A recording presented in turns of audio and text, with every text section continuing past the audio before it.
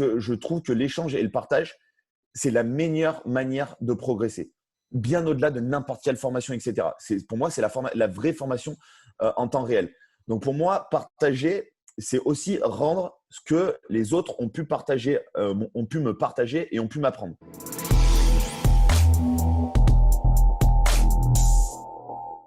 Bienvenue sur le podcast Upside Strength, votre source numéro 1 pour toutes choses fitness et performance en Suisse.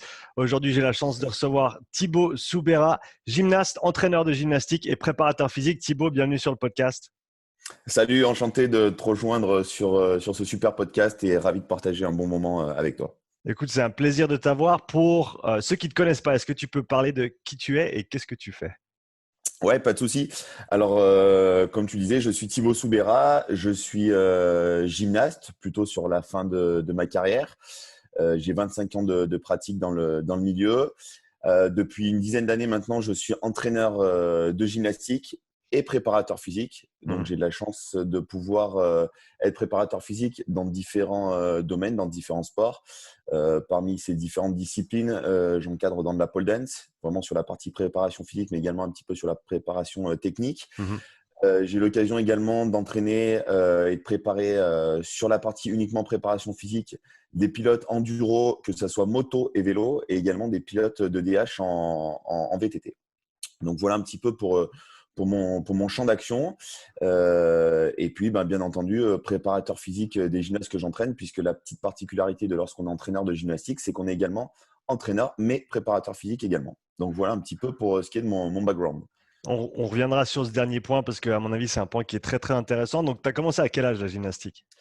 Alors, j'ai commencé très, très tôt. On me pose souvent la question. Je ne suis jamais capable de vraiment le déterminer pour la simple et bonne raison, c'est que mes parents ont toujours été dans le milieu de la gymnastique et mon papa, en fait, est président du club dans lequel je suis depuis maintenant plus de 25 ans. Donc, je pense que j'ai passé peut-être plus de temps au gymnase que j'ai passé du temps chez moi. Donc, je pense que j'ai attaqué vraiment la gym à partir de 3 ans dans le secteur baby gym. Donc là, c'est vraiment l'éveil aux sensations, l'éveil aux différentes, à la motricité de manière plus générale. Ouais. Et après, la gym, j'ai vraiment commencé, je pense, à 6 ans. Et à 7 ans, je suis rentré au centre départemental. Et là, c'est vraiment là que les choses ont vraiment débuté de manière un petit peu plus sérieuse. Donc, est-ce que tu as commencé au club où ton père travaillait déjà et ensuite tu es C'est parti ? ça, Ok. exactement. Et là, tu Exactement. es Donc, revenu du coup ? ouais, alors j'ai continué en fait à travailler en fait, je faisais trois jours par semaine au centre départemental et 3 jours par semaine dans mon club d'origine, Ok. dans lequel je suis à nouveau. Et puis après, à partir de mes 16 ans, la scolarité plus les 18-20 ans d'entraînement par semaine devenait compliqué à gérer. Donc j'ai intégré un sport-études sur Lyon où là je suis passé à un petit peu plus de 20 ans d'entraînement, mais par contre j'avais un aménagement scolaire qui était quand même très bénéfique et qui me permettait de gérer un petit peu mieux la scolarité et les aspects sportifs. Et puis après, j'ai continué à Lyon pendant un petit peu plus de 10 ans. Aujourd'hui, je continue à y aller une fois par semaine, mais c'est beaucoup moins fréquent. J'ai continué donc du coup mes études sur Lyon. Et puis après, une fois que j'ai fini mes études et que j'ai décidé, c'était un choix volontaire, de retourner dans ma structure d'enfance. Mon papa étant toujours au club et puis étant donné que c'était le club de mes débuts et où il y avait beaucoup de choses à mettre en place, et j'ai décidé d'y retourner pour faire évoluer la structure et puis pour rendre un petit peu ce que cette structure m'avait permis de faire par la suite dans le milieu de la gymnastique. Est-ce que ton père a toujours été président du club ou est-ce qu'il a été lui-même gymnaste, entraîneur ? Quel a été son parcours ?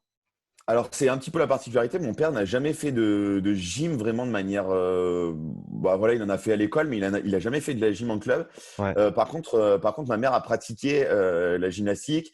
Et puis, mon père a toujours été très sportif. Il s'est pris de passion pour la gym.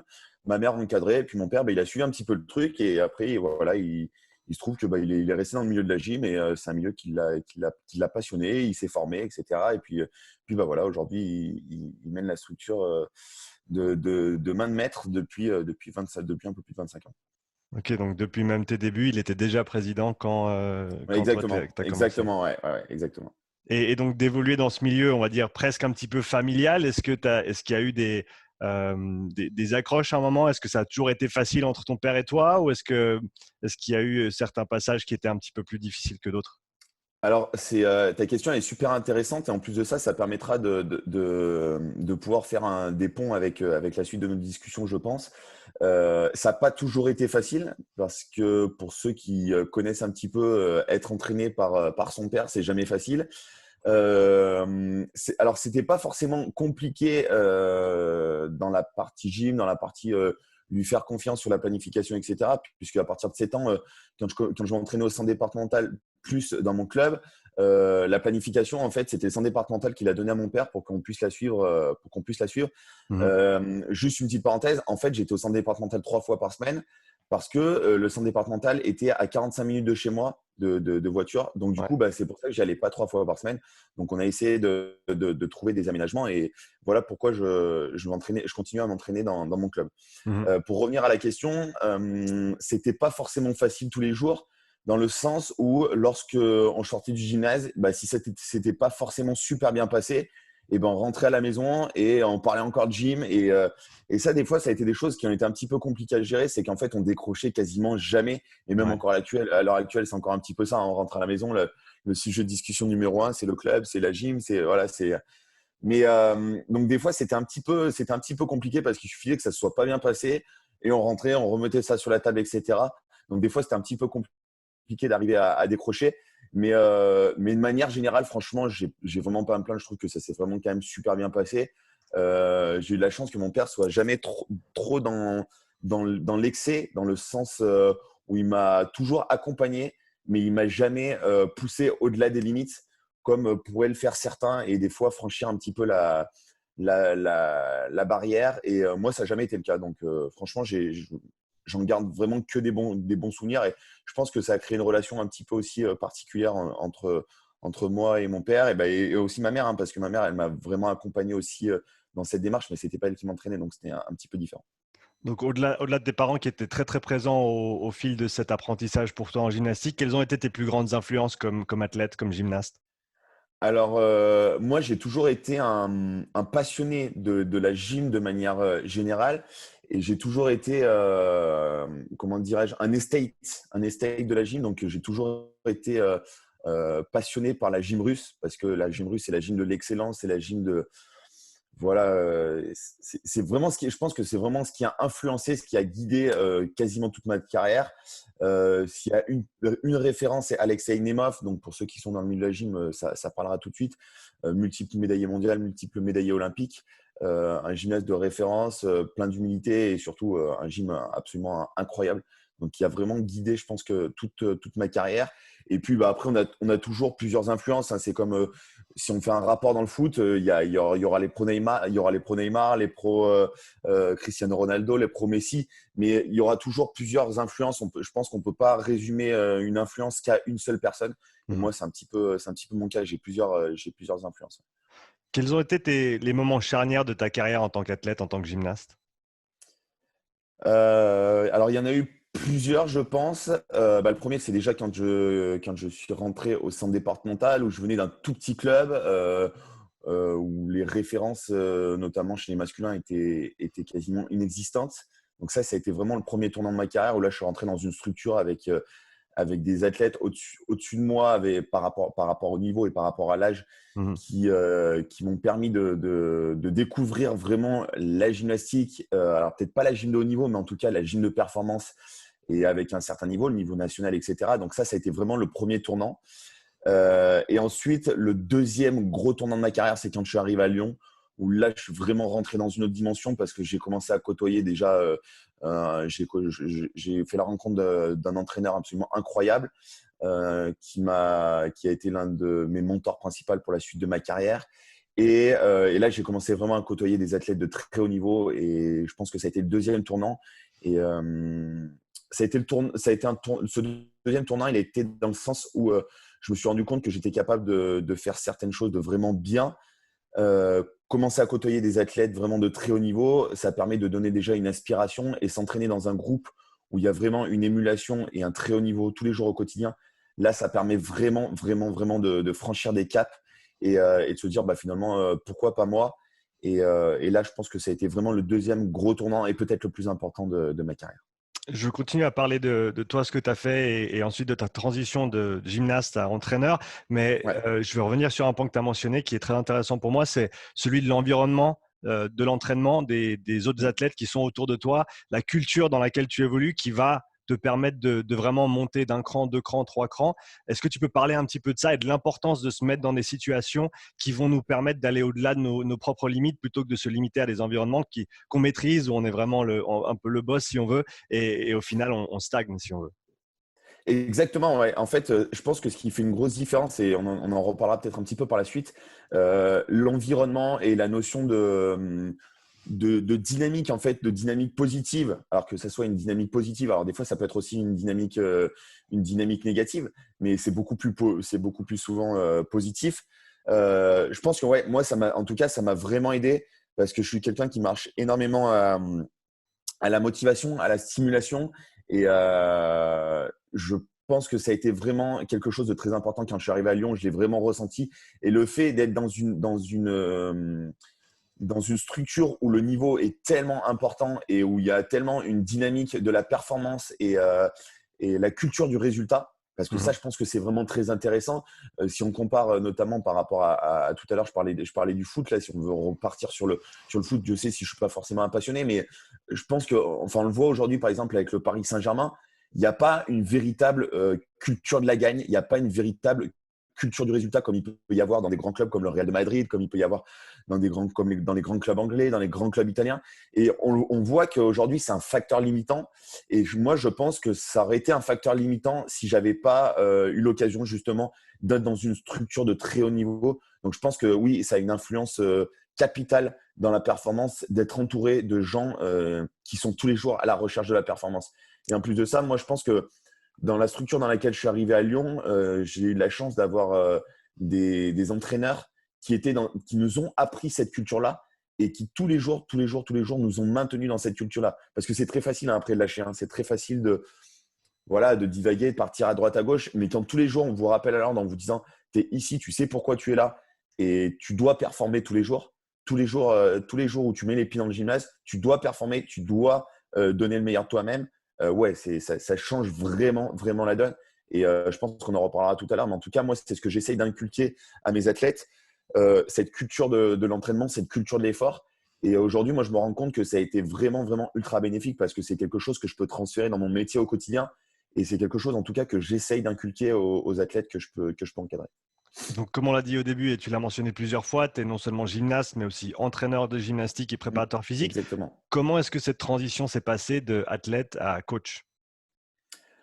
Ça s'est fait de manière assez naturelle dans le sens où j'ai toujours aimé l'entraînement, j'ai toujours aimé essayer de guider les autres en fait.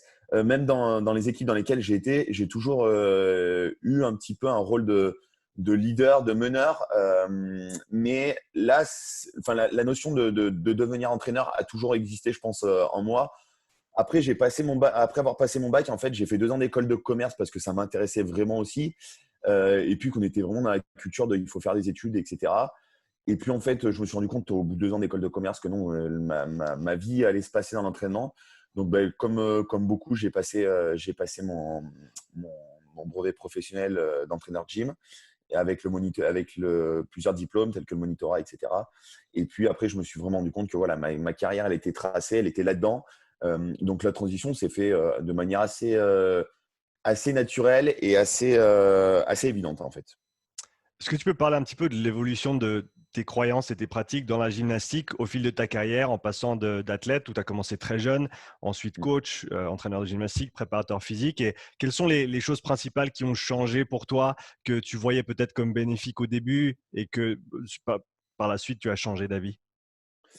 Ouais, alors comme je disais, durant ma carrière, j'ai eu 3 entraîneurs et après il y a eu des personnes aussi autour périphériques qui ont permis d'influencer un petit peu ma vision des choses, ma manière de faire, d'interréagir dans ma pratique et aussi après dans ma pratique en tant qu'entraîneur.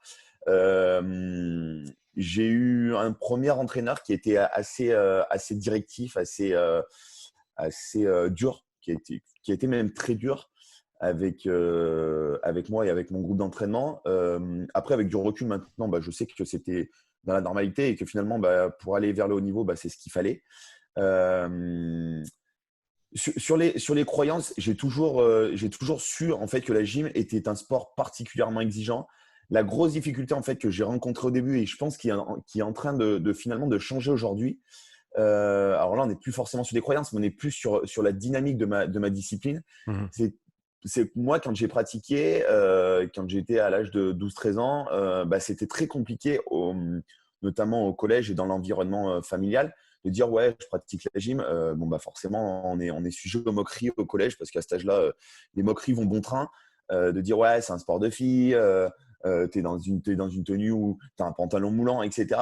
Donc c'est des trucs qui n'ont pas forcément un gros impact chez certains mais qui chez d'autres peuvent avoir un impact assez important. Chez moi ça Mhm. m'a jamais trop touché dans le sens où moi j'étais tellement passionné de mon sport que finalement ça m'affectait pas trop. Par contre, il y en a d'autres qui ont craqué à cause de ça parce que sujet aux moqueries, etc., permanente. Donc là, c'est plutôt vraiment en rapport avec la discipline et non plus par rapport trop aux croyances. Euh, Par rapport aux croyances, moi, j'ai jamais trop eu de croyances, c'est-à-dire que je me suis jamais trop défini une idée de la gym. J'ai Mhm. plutôt pris la gym telle qu'elle venait au fur et à mesure et j'ai évolué par rapport à ce que me dictait un petit peu la gym. C'est plutôt dans ce sens-là et c'est pas moi qui me suis mis dans une dynamique par rapport à mon environnement. J'ai vraiment dicté la gym telle qu'elle venait à moi au fur et à mesure. Après, ça n'a jamais été là où ça a été le plus compliqué d'évoluer dans ce milieu, ça a été l'environnement, que ce soit l'environnement scolaire ou même parfois l'environnement familial. On en parlait tout à l'heure de l'environnement qui peut parfois être négatif dans une carrière, Mhm. notamment par rapport au fait de s'entraîner beaucoup, parce que je suis dans un sport à haut volume, à très haut volume d'entraînement. Et moi, à 12-13 ans, j'étais déjà à 16-17 heures d'entraînement par semaine. Donc, pour le commun des mortels, je te laisse imaginer les réactions des gens. De toute façon, il pense qu'à ça, il n'y a que ça dans sa vie, il va louper sa scolarité, il n'aura pas de copains, etc. Résultat des courses, j'ai absolument pas loupé ma scolarité, j'ai une scolarité tout à fait normale. J'ai des amis, certes, qui sont dans le milieu de la gym, mais voilà, c'est un milieu particulier. C'est le milieu de la performance. J'estime pas avoir été athlète de niveau parce que j'ai jamais fait les championnats du monde ou les jeux, même si j'étais à un très bon niveau national.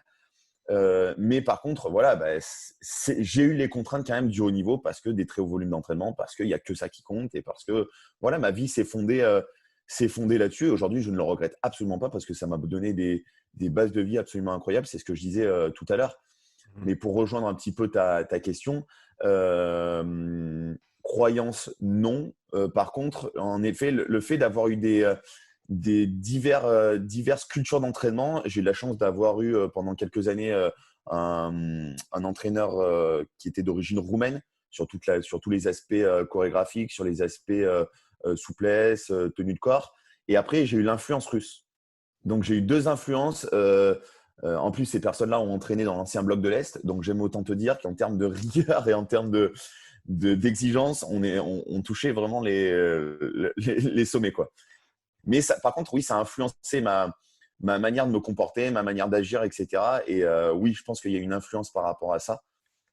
Mais sinon, des croyances, non, je pense pas que que ça ait trop changé au fil de ma carrière. En tout cas, la gym est restée un petit peu la même. Par contre, ce qui a changé, c'est vraiment les évolutions sociologiques. Là, on se rend compte que la sociologie et l'environnement actuel n'est plus forcément trop en raccord avec les exigences de la gym de performance et du sport de performance de manière globale, et surtout en France. Je sais que tu as reçu Guillaume il y a quelques jours, voire une ou deux semaines, Mhm. et lui est le premier aussi par rapport à l'univers CrossFit, peut-être qu'on en parle un petit peu après, Mhm. à le dire que les évolutions sociologiques ont modifié les comportements dans l'activité. Donc pour aller un petit peu plus loin là-dedans, c'est un sujet très intéressant à mon avis. Comment est-ce que tu aides tes athlètes à gérer toutes ces contraintes de la gymnastique, que ce soit les avis extérieurs, comme tu as dit, potentiellement les moqueries, etc., le temps qu'il faut dédier à l'entraînement pour pouvoir vraiment performer dans un sport comme ça. Comment tu aides tes athlètes à gérer ça?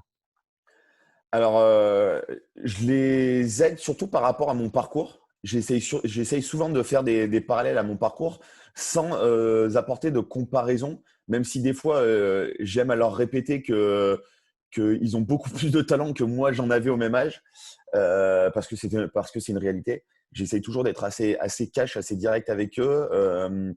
Je fais partie des entraîneurs qui restent des entraîneurs assez rigides, assez durs, Mhm. même si il y a un double tranchant parce que je suis assez rigide dans ma manière d'entraîner, c'est-à-dire dans mon niveau d'exigence. Par contre, je suis assez souple dans ma manière d'entraîner. Je ne sais pas si je me fais comprendre, mais en tout cas, j'ai une ligne directrice qui est très structurée, très rigide. Mais par Mhm. contre, après, la manière d'appréhender et d'aborder les choses et de gérer l'entraînement au quotidien, j'essaye d'être de plus en plus souple et de plus en plus flexible pour répondre justement aux exigences que ces enfants peuvent rencontrer au quotidien. Parce que ça, je ne l'ai pas dit, mais les athlètes que j'entraîne, il y en a certains qui ont 6 ans, surtout chez les plus petites. Les garçons, ils sont un petit peu plus âgés, mais en tout cas, chez les petites, j'ai des petites à partir de l'âge de 6 ans. Et à partir de l'âge de 6 ans, bah voilà, elles commencent déjà à s'entraîner entre 6 et 7 heures par semaine. Donc, c'est déjà un Mhm. volume d'entraînement qui est assez important Mhm. pour leur âge. Donc, j'essaye en fait, comme je le disais, de faire des parallèles entre ma carrière et la leur en leur disant que ils ont beaucoup plus de talent que moi en termes en notions, sur les notions techniques, sur les notions même physiques, acrobatiques, etc. Mais par contre, je leur dis souvent que moi, j'ai eu l'opportunité de réussir dans ce milieu-là parce que j'étais un très gros travailleur. Pas parce que j'avais des qualités, mais plus parce que j'avais des qualités de travail plus que des qualités techniques ou physiques. Donc ça, j'aime souvent leur rappeler pour valoriser le fait qu'ils puissent avoir des qualités, mais qu'à un moment donné, les qualités et les facilités sans le travail, et ben forcément, il y a un moment donné où ça va poser un problème. Donc ça, c'est la première notion que j'essaie de leur inculquer, la valeur travail, l'importance de la valeur travail. Et puis, la deuxième chose, c'est que j'essaye d'être au tout début où j'entraînais, en fait, je prenais pas assez en compte, je pense, les facteurs environnants. Parce que moi, je me suis rendu compte que chez moi, ça n'avait pas forcément impacté. Je savais exactement ce que je voulais, sauf que je me rends compte qu'aujourd'hui, les enfants, ils n'ont pas forcément la même dynamique que moi, je pouvais avoir au même âge. Mhm. Et même s'ils ont peut-être un petit peu plus de confort dans leur quotidien que moi, je pouvais en avoir, eh ben, je me rends compte que les temps ont changé et qu'il faut apporter et accorder de l'importance aux facteurs environnementaux, même si moi, ce n'était pas forcément quelque chose d'important, je savais où je voulais aller, et ben, ces enfants-là, ils ne sont pas forcément dans mon cas de figure. Donc des fois, au début de ma carrière, je serais tenté de dire, j'ai été piégé par ça, par le fait de vouloir trop assimiler leur carrière à la mienne. Et aujourd'hui, je suis arrivé à m'en détacher, même s'il y a encore des fois où je raccroche un petit peu ma carrière à la leur. Mais j'ai pris beaucoup de recul par rapport à ça et j'essaye aujourd'hui de beaucoup différencier leur carrière et la mienne.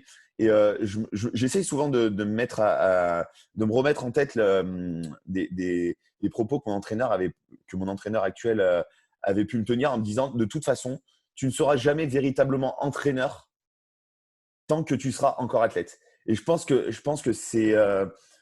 cette réflexion est vraiment intéressante parce que c'est quelque chose que je me rends compte aujourd'hui, c'est que le niveau d'exigence que j'ai envers moi en tant qu'athlète, puisque je le suis toujours, même si je suis plus sur la fin que sur le début, je me rends compte que ce niveau d'exigence que j'ai envers moi-même, c'est quelque chose que j'impose à mes sportifs. Alors, d'un côté, c'est très bien parce qu'il y a des sportifs qui sont capables de le supporter. Et même pour qui, pour certains, c'est un guide, c'est une référence. Je suis une référence pour eux.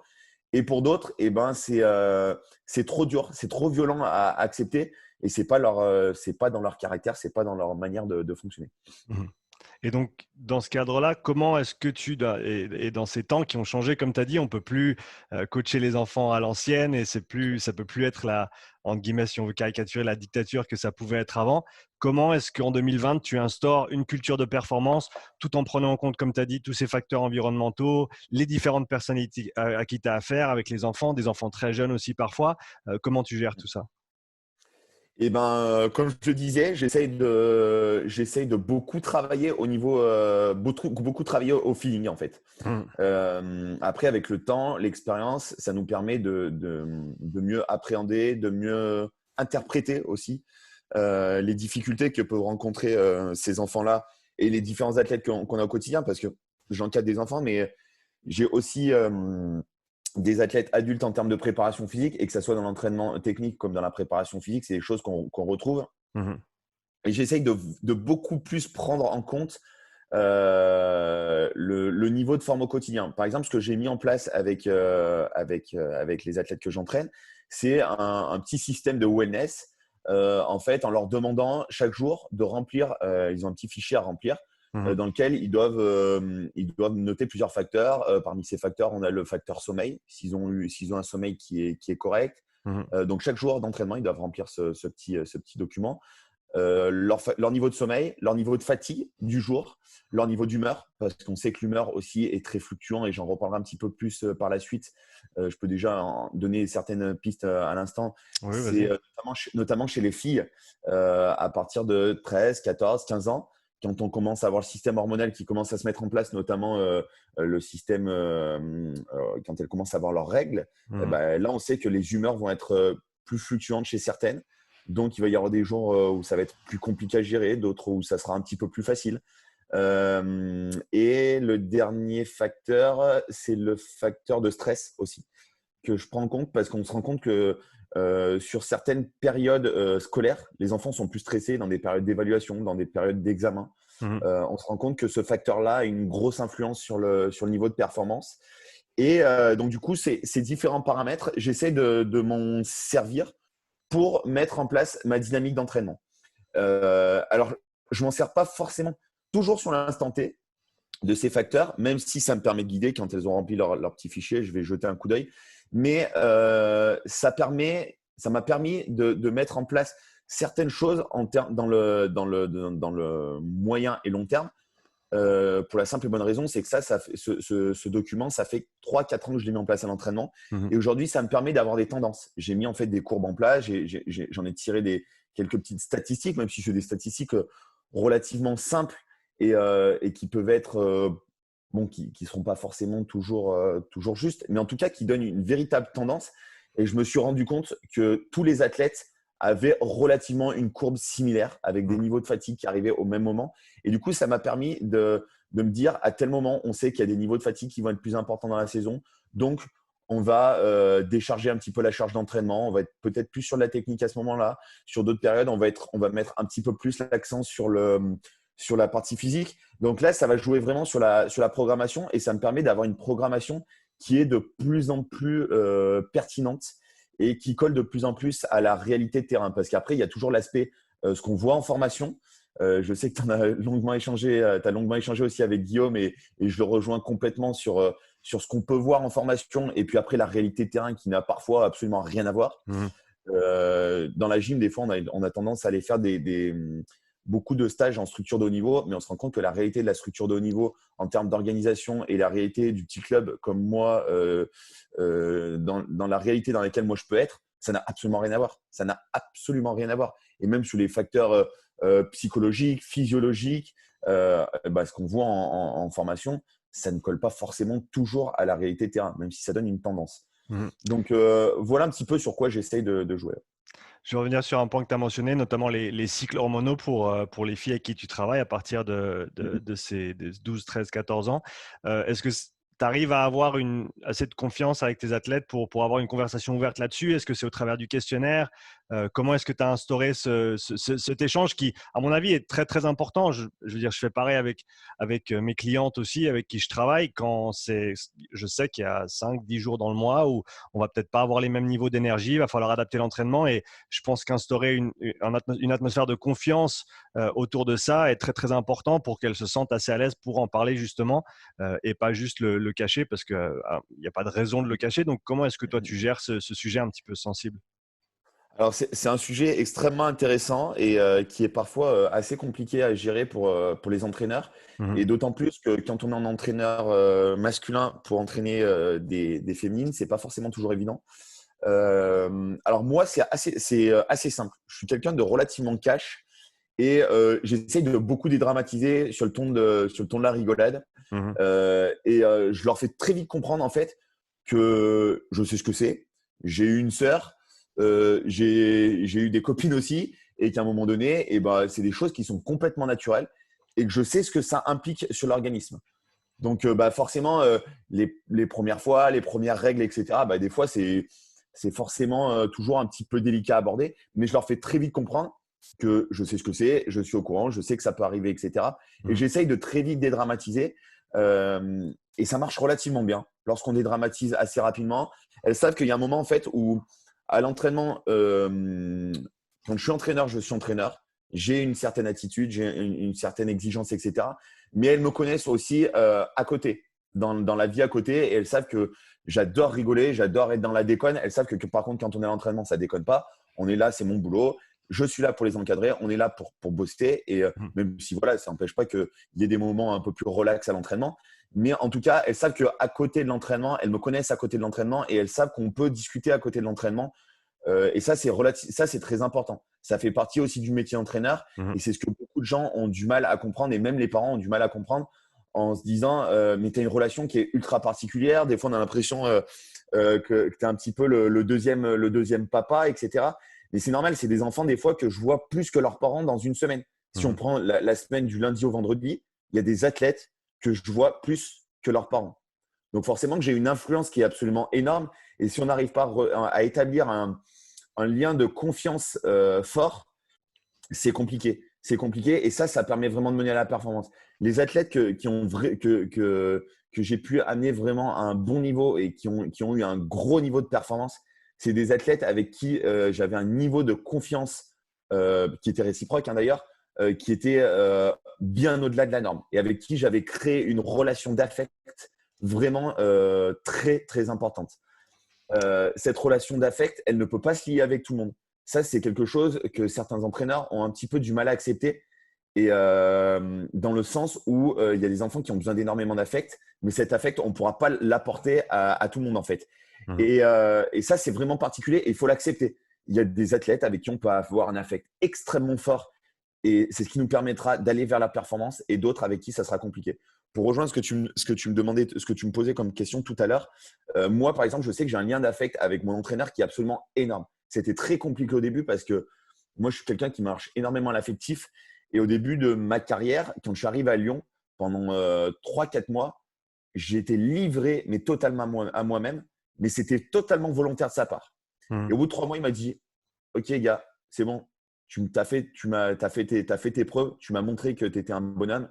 Ok, on va pouvoir travailler ensemble. » Par contre, à partir de ce moment-là, jusqu'au jour où finalement j'ai eu un petit peu son respect en tant qu'athlète, il s'est écoulé 10 ans. 10 ans. Donc, c'est-à-dire qu'il y a 1 ou 2 ans, maintenant, il m'a dit Ok, aujourd'hui, j'ai un véritable respect pour ce que tu as fait dans ta carrière gymnique et pour ce que tu es devenu. Il y avait finalement un sentiment de fierté par rapport aux valeurs qu'il avait essayé de m'inculquer, de se dire Ok, finalement, j'ai réussi ma mission. Aujourd'hui, tu es quelqu'un de bien, je sais ce que tu as fait, je respecte ton parcours en tant que sportif, en tant qu'homme et en tant que professionnel. Et pourtant, Dieu sait si au début, ça a été très compliqué quand j'ai commencé à entraîner parce que j'étais vraiment sous le feu des critiques parce qu'il était tellement critique avec mon travail et c'était tant mieux. Et c'était tant mieux. Je le remercie aujourd'hui d'avoir été tellement critique et de m'avoir vraiment poussé dans mes retranchements parce que ça a augmenté mon niveau d'exigence en tant qu'entraîneur, en tant qu'athlète et en tant qu'homme au quotidien.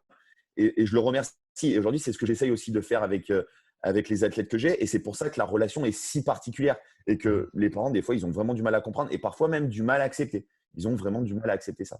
Ouais, c'est intéressant, c'est un point que je voulais aborder avec toi, donc c'est bien que tu l'amènes. L'importance d'avoir confiance en son coach, donc au sens large, pas nécessairement juste dans la gymnastique, mais quand on est dans un sport. Est-ce que tu peux C'est parler un petit peu capital. plus de ça? Ouais, alors je te rejoins complètement sur cette dynamique de confiance. Alors aujourd'hui, je pense qu'il y a deux manières de créer de la confiance avec ses athlètes. Alors les deux sont pas forcément. Il y en a une des deux qui est pas forcément véridique. Véridique au sens où je vais m'expliquer, ça va être plus simple. La première notion, c'est lorsqu'on a été athlète, qu'on a un certain palmarès, qu'on a un certain aura dans sa discipline, ça permet déjà de créer de la confiance. Avoir quelqu'un qui a réussi, qui a eu du résultat, ça permet déjà d'être un premier gage de confiance. Mais cette vision-là est aussi un peu perverse dans le sens où ce n'est pas parce qu'on a été bon athlète qu'on sera forcément un bon entraîneur. J'ai vu un post là, ces jours-ci sur Instagram très drôle qui disait est-ce que vous confieriez vos dents à quelqu'un qui a une jolie dentition? Bah non, pas forcément. Donc ça remet en perspective. C'est pas parce qu'on a une jolie dentition qu'on va savoir soigner des dents. Et ben c'est un petit peu la même chose. C'est pas parce qu'on a été bon athlète qu'on sera bon entraîneur. Et à côté de ça, il y a des athlètes, des entraîneurs, pardon, qui n'ont pas forcément été des super athlètes. Moi, j'estime pas avoir été un excellent athlète, même si j'ai eu une bonne carrière. Je suis très fier de la carrière que j'ai eue et j'ai eu mes petits résultats. Et aujourd'hui, j'en suis très fier. J'ai pas été un athlète de très haut niveau.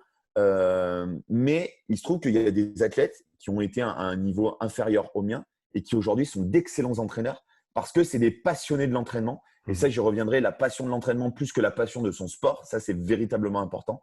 Donc ça permet déjà de mettre une première autorité naturelle, entre guillemets. Et après, il y a le résultat en tant qu'entraîneur, ce qu'on a fait en tant qu'entraîneur. Ça, c'est la deuxième chose qui permet d'asseoir un petit peu un niveau de confiance et de se dire ouais, ok, le gars, il a eu des résultats avec ses athlètes. Ok, je pense que je peux lui faire confiance. Moi, ça a été un des facteurs importants quand je suis arrivé à Lyon. Je connaissais déjà un petit peu le personnage assez atypique, assez rock. Hein. C'est un peu le Philippe Lucas de la gymnastique, donc ça permet de recentrer un petit peu le personnage. Et je me suis dit, ok, je pars là-bas, mais je sais que je peux avoir totalement confiance parce que quand je sais les athlètes qu'il a sortis, le parcours qu'il a et le palmarès qu'il a en tant que sportif, mais surtout en tant qu'entraîneur, ok, je peux foncer les yeux fermés. Et c'est pour ça en fait que je pense qu'au début que je suis arrivé à Lyon et que les 3 premiers mois où c'était très compliqué, je me suis vraiment rattaché à ça en me disant je sais où j'ai mis les pieds, je peux lui faire confiance. Même si la méthodologie me paraît un peu particulière, je vais faire confiance. Et aujourd'hui, c'est un peu ce que je retrouve avec certains athlètes que j'encadre, alors que ce soit des enfants, des adolescents, mais également des adultes, parce que j'encadre également des adultes sur la préparation physique. Les vecteurs psychologiques ne sont pas les mêmes, mais en tout cas, on se rend compte que les gens à l'âge adulte se basent beaucoup plus sur le palmarès, ce qui peut paraître paradoxal, alors que les enfants auront beaucoup plus confiance au fait de dire ouais, mais il a déjà entraîné telle ou telle personne, il a déjà fait ça avec ses athlètes précédemment. Donc, ce qui est assez paradoxal parce que si on est vraiment dans la réflexion, l'adulte aurait peut-être plus de capacité de réflexion à se dire bah, écoute, si son système il a marché avec d'autres, bah, je peux lui faire confiance. Mais non, il ne se raccroche pas du tout à ça. Il se raccroche beaucoup plus au palmarès qu'on peut avoir qu'aux véritables qualités d'entraîneur. Et c'est assez marrant parce que ça fait quelques semaines que j'encadre et que je fais de la programmation dans l'univers CrossFit. Et les gens, la première chose, ils me disent ouais, on a vu ton palmarès, alors que j'ai pas un palmarès, jamais été olympien, jamais fait champion du monde. Mais par contre, les réseaux sociaux, aujourd'hui, c'est la force des réseaux sociaux, c'est que ça permet vite de voir à qui on a affaire. Même si aujourd'hui, il y a beaucoup de fake, mais si on est assez intelligent, qu'on arrive à recroiser, recouper les informations, on arrive vraiment à faire le tri du faux et du vrai. Mais on se rend compte que les adultes sont beaucoup plus comment dirais-je, beaucoup plus influencés par le palmarès que par la véritable notion de qualité dans l'entraînement. Donc, c'est assez étonnant d'ailleurs. C'est très, très intéressant comme point parce que je te rejoins. C'est comme si et je caractérise un petit peu, enfin, je généralise un petit peu, mais c'est vrai que les coachs, en tant que coach, des fois, on se dit, ah ouais, il faut que je montre ce que je peux faire pour montrer que je vaux quelque chose en tant que coach, alors qu'en fait, non, c'est pas comme ça que ça marche. Comme tu as dit, c'est être athlète et être coach, c'est deux choses qui sont différentes. Ça ne veut pas dire que tu es bon dans l'un parce que tu es bon dans l'autre et vice-versa. Tu penses que ça vient d'où un petit peu cette déconnexion entre, si on veut, la réalité où les coachs pensent qu'en fait, pour montrer qu'ils sont bons comme coach, il faut qu'ils montrent qu'ils sont capables de faire des choses en tant qu'athlète qui, en fait, n'est pas nécessairement lié. Moi, je pense que j'ai été enfin, alors, ça, c'est pour le coup, c'est mon avis et qui n'engage que moi. Moi, je pense que j'ai été un petit peu, et je vais dire victime de ça. C'est qu'en fait, au début qu'on commence et lorsqu'on a des choses à prouver, eh ben, on essaye toujours de mettre en avant son palmarès, comme tu disais, hein, son palmarès, qui on est, le fait de vouloir toujours montrer son travail. Moi, aujourd'hui, j'adore. je reviendrai juste après sur notre sujet. Mais Mhm. aujourd'hui, moi, j'adore partager. Donc, c'est-à-dire que pour les gens qui me suivent sur Instagram, sur les réseaux sociaux, ils vont se dire ouais, mais il est obligé d'en étaler, il est obligé d'étaler sa science pour montrer sa compétence. Absolument pas. Mais absolument pas. C'est pas du tout l'objet du partage que je fais. C'est qu'aujourd'hui, moi, j'adore partager et c'est pour ça que j'ai tout de suite dit oui à ton invitation parce que je trouve que l'échange et le partage, c'est la meilleure manière de progresser, bien au-delà de n'importe quelle formation, etc. Pour moi, c'est la vraie formation en temps réel. Donc, pour moi, partager, c'est aussi rendre ce que les autres ont pu partager, ont pu me partager et ont pu m'apprendre. Pour moi, c'est vraiment ça l'idée. Mhm. Par contre, pour rejoindre notre sujet de discussion et ta question, je pense que n'importe quelle personne, au début, a besoin d'un sentiment de reconnaissance. Moi, le premier, et j'en parlais juste avant, j'avais le besoin de reconnaissance finalement de la personne qui m'avait formé, de mon entraîneur, qui a été et qui est toujours et qui restera, je pense, mon mentor, de lui montrer et de prouver finalement que, regarde, je suis capable de faire, je suis capable de transmettre ce que tu m'as appris. Donc, il y a vraiment, je pense, ce sentiment de reconnaissance. Et comme je le disais tout à l'heure, pour moi qui suis quelqu'un qui marche énormément à l'affect, ce besoin de reconnaissance, et je pense qu'il est important chez n'importe quel être humain, même des gens qui se sont construits par eux-mêmes, etc. Personne ne pourra nier que le sentiment de reconnaissance chez l'être humain est indispensable. Ça, c'est quelque chose qui n'est pas négociable. Mhm.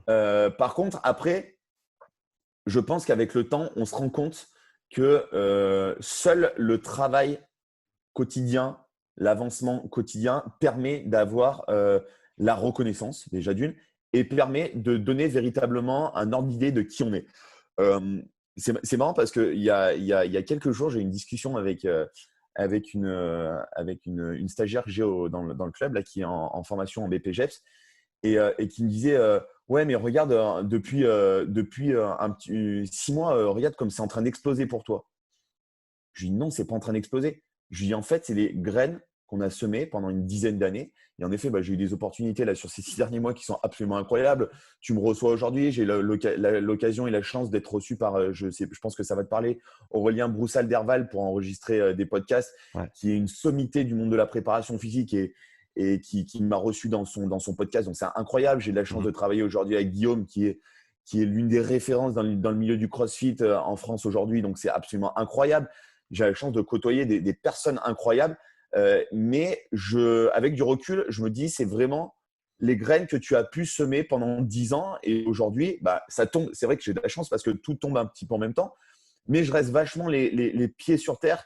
Et j'essaye de garder beaucoup de recul et beaucoup d'humilité par rapport à ça en me disant, OK, c'est le fruit de ton travail, mais il ne faut pas s'arrêter là. C'est-à-dire que si aujourd'hui je me dis waouh, c'est génial, j'ai été sur le podcast d'Upside Strength, j'ai été sur le podcast d'ABD Podcast, je travaille avec Guillaume Guillou. Si je m'arrête là, je pense que ça ne fonctionnera pas. Mhm. Et par rapport à ça, je garde beaucoup de recul et beaucoup d'humilité en me disant ok, c'est un pas de franchi, ça va me permettre de progresser encore. Mais je pense que l'échange et le partage, c'est quelque chose de super important. Je pense que ça guide vraiment mon quotidien et j'essaye de beaucoup partager plus que de vouloir maintenant influencer.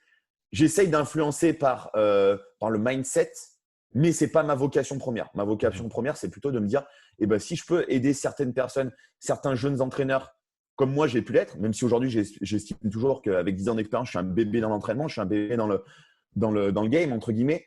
Mais si je peux aider certaines personnes et leur montrer que c'est possible, en travaillant tous les jours au quotidien, c'est possible de réussir, et ça sera déjà une grande réussite. Je veux parler ensuite de la gymnastique, les aspects physiques, techniques, et après faire la transition sur ce que la gymnastique peut apporter à d'autres sports. Juste avant de terminer, juste avant de passer à ça, pour terminer, est-ce que si tu avais un conseil pratique à donner aux coachs qui t'écoutent pour justement faire cette transition de j'essaie de montrer ce que je peux faire, je suis coach, je veux être un bon coach, mais je suis un peu coincé dans cette dynamique d'être encore un petit peu l'athlète et d'essayer de faire des trucs athlétiques, entre guillemets. Ouais, c'est ça. Ouais. Sans que ce soit mauvais, bien sûr, c'est très, très Mm, mm. important. Et si c'est quelque chose qui les passionne, il faut qu'ils continuent. Mais qu'est-ce que tu conseillerais à ces coachs qui sont peut-être un petit peu bloqués dans cette structure, cet esprit, comme on disait justement, de vouloir se prouver en tant qu'athlète pour prouver que c'est des bons coachs? Je sais pas. En fait, je sais pas s'il y a vraiment une recette miracle parce que chacun est différent. Comme je disais, moi, je suis assez guidé par l'affect. Et aujourd'hui, j'arrive à m'en détacher un petit peu. C'est-à-dire que l'affect n'a plus une aussi grande importance qu'elle pouvait avoir parce Mhm. que c'est du travail. Hein, c'est du travail sur soi. Il faut apprendre à se détacher parce que, pour le coup, quand on est entraîneur ou même athlète qui fonctionne à l'affect, on va de désillusion en désillusion, de déception en déception pour la simple et bonne raison, c'est qu'on attend toujours la reconnaissance et qu'à un moment donné, eh ben, elle n'arrive pas toujours. Et je pense que c'est peut-être même de plus en plus vrai où les gens ont de moins en moins de reconnaissance pour le travail qui est effectué. Mhm. Seuls les entraîneurs ou les personnes du milieu qui ont été confrontés ou qui ont entraîné, encadré ou évolué à un certain niveau se reconnaîtront vraiment là-dedans et verront vraiment de quoi je parle. Mais je pense qu'il faut arriver à se détacher et vraiment à isoler les deux parties, c'est-à-dire qu'il y a une partie athlète et une partie entraîneur. Et je pense qu'il faut vraiment arriver à isoler ces deux parties. C'est vraiment difficile. Moi, je pense qu'il y a quelque chose qui m'a véritablement aidé. C'est le fait que je sois allé aussi dans d'autres disciplines en tant qu'entraîneur, mais aussi en tant que pratiquant. Là, Mhm. ça fait 2 ou 3 ans que la lubie m'a pété de me mettre au triathlon. Parce que tu vois, la gym, ça ne suffisait pas. Je me suis dit que l'été, en fait, vu que les vacances, pour moi, c'est plus synonyme d'ennui, je me suis dit, bah, tiens, je vais me trouver une nouvelle passion. Et du coup, le triathlon, je me suis vraiment pris de passion pour le triathlon. Et pourtant, Dieu sait si je suis quelqu'un qui a horreur de courir. La natation, c'est pas vraiment mon dada. Par contre, j'adore le vélo. Mais du coup, je me suis fixé un défi parce que je suis quelqu'un qui marche aussi beaucoup au défi et au dépassement de soi au quotidien. Et du coup, je me suis lancé dans le triathlon. L'année dernière, j'ai fait un Alpha Ironman. Donc, tu vois, je n'ai pas commencé par un petit format. Hein. Je me suis mis sur l'Alpha Ironman direct. Mais du coup, ça m'a permis de dédramatiser la notion de résultat parce que forcément, que quand je suis parti sur du triathlon, étant toujours gymnaste, ça n'a absolument rien à voir. On est sur une motricité complètement inversée. Dans le milieu de la gym, on est vraiment sur les membres supérieurs. Pardon. Mhm. Et dans le triathlon, c'est complètement l'inverse. Il faut être vraiment chamaigre sur le haut du corps et tout dans les jambes. Et la gym, c'est absolument l'inverse. Donc forcément que quand je suis arrivé dans le triathlon, je n'avais pas du tout pour objectif de performer, mais plus d'arriver à trouver des limites, d'arriver aussi à analyser, voir une autre méthodologie d'entraînement qui m'a énormément servi pour la gym. Mhm. Et du coup, ça m'a permis de me détacher de la notion de résultat en fait. C'est-à-dire que quand je suis arrivé sur le triathlon, et notamment avec ce défi de l'Alpha Ironman, je me suis dit, le défi, ça va être de finir la course. Je ne me mets absolument pas de barrière de temps. Je m'étais fixé un petit objectif, mais vraiment, voilà, question de se fixer un objectif. Mais l'objectif, c'était surtout de franchir la ligne d'arrivée. Et Mhm. du coup, de faire une compétition, de faire une course, de se préparer avec juste un objectif de finir la compétition, finir l'événement, et ben, ça m'a permis de me détacher de la notion du résultat. Et ça, je Mhm. dois dire que ça m'a vraiment énormément aidé. Et tous ceux qui me connaissent bien, avant la course, ils me disent alors les temps, les chronos, la place, etc. Je dis mais déjà, la place dans le triathlon, c'est déjà hyper anecdotique parce que ça dépend de la start list, ça dépend de plein de choses.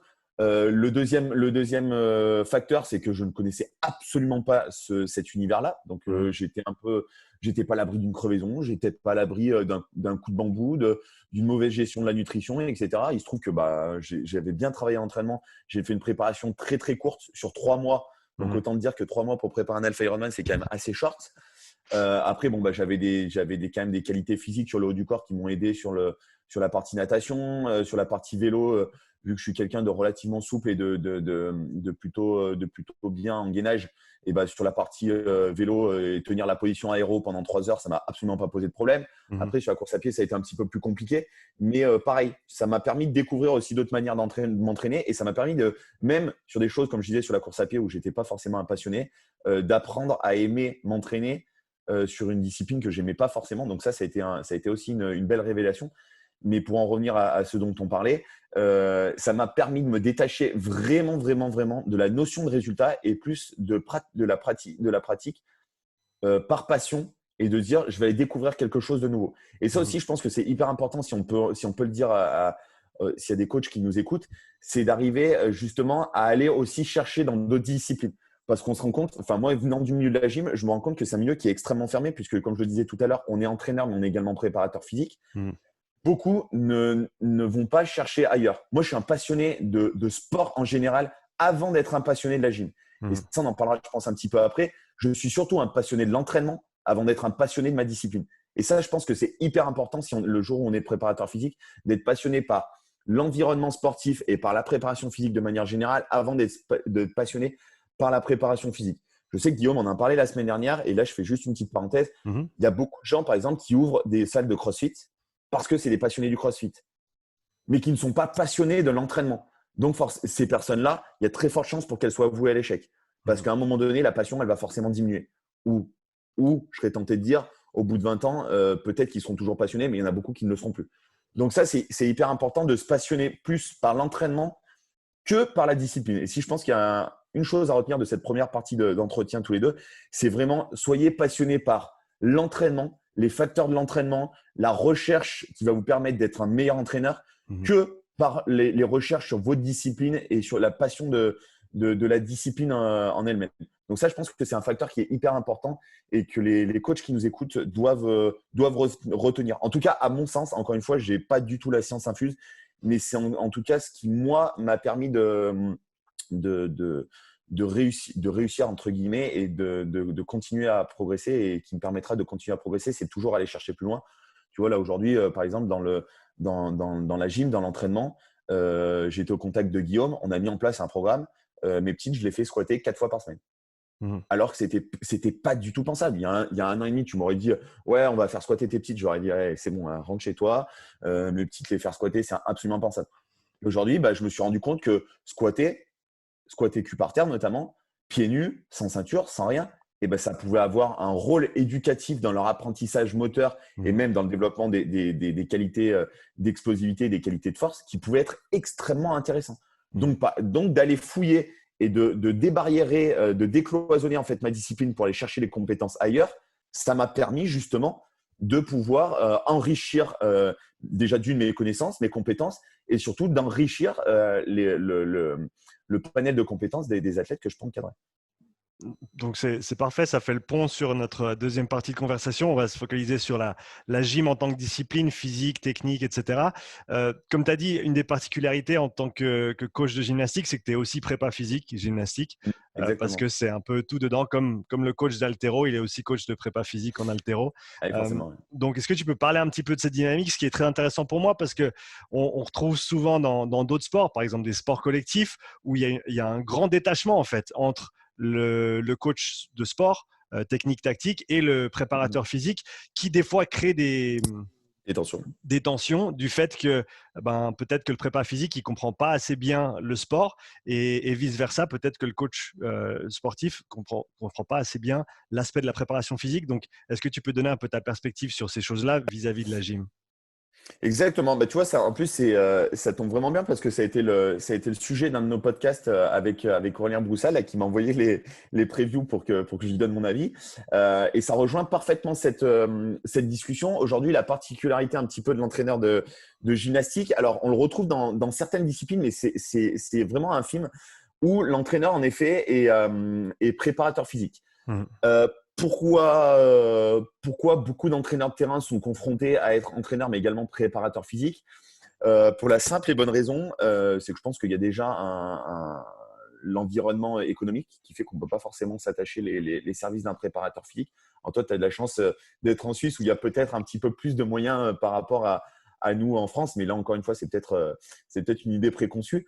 Parce que je pense que vous êtes peut-être aussi confrontés aux mêmes réalités que nous. Je peux te dire que, désolé de te couper, mais sur le rugby amateur en Suisse, il n'y a pas beaucoup de sous qui traînent. Je le fais plus pour la passion qu'autre chose.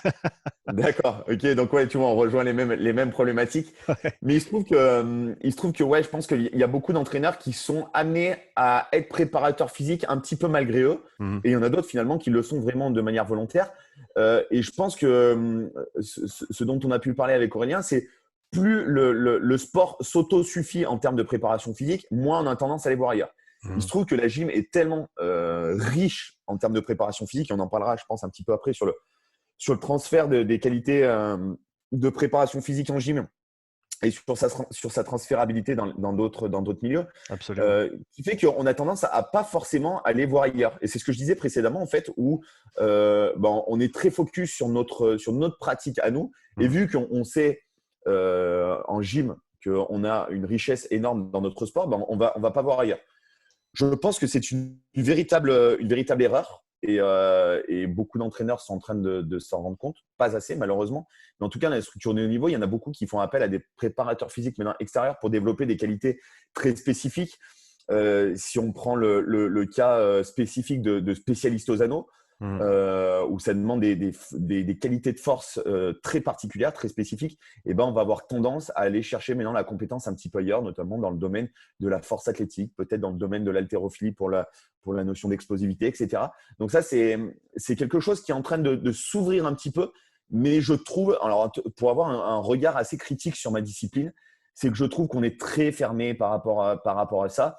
Et moi, j'ai reçu beaucoup de critiques en me disant de gens, alors après, ça c'est comme d'habitude, hein, c'est sans être des haters parce que je n'estime pas être un influenceur ou quoi que ce soit, mais en tout cas des personnes qui ont toujours le regard critique. Alors c'est bien d'avoir un regard critique, mais quand c'est pas constructif, moi ça me fatigue un petit peu.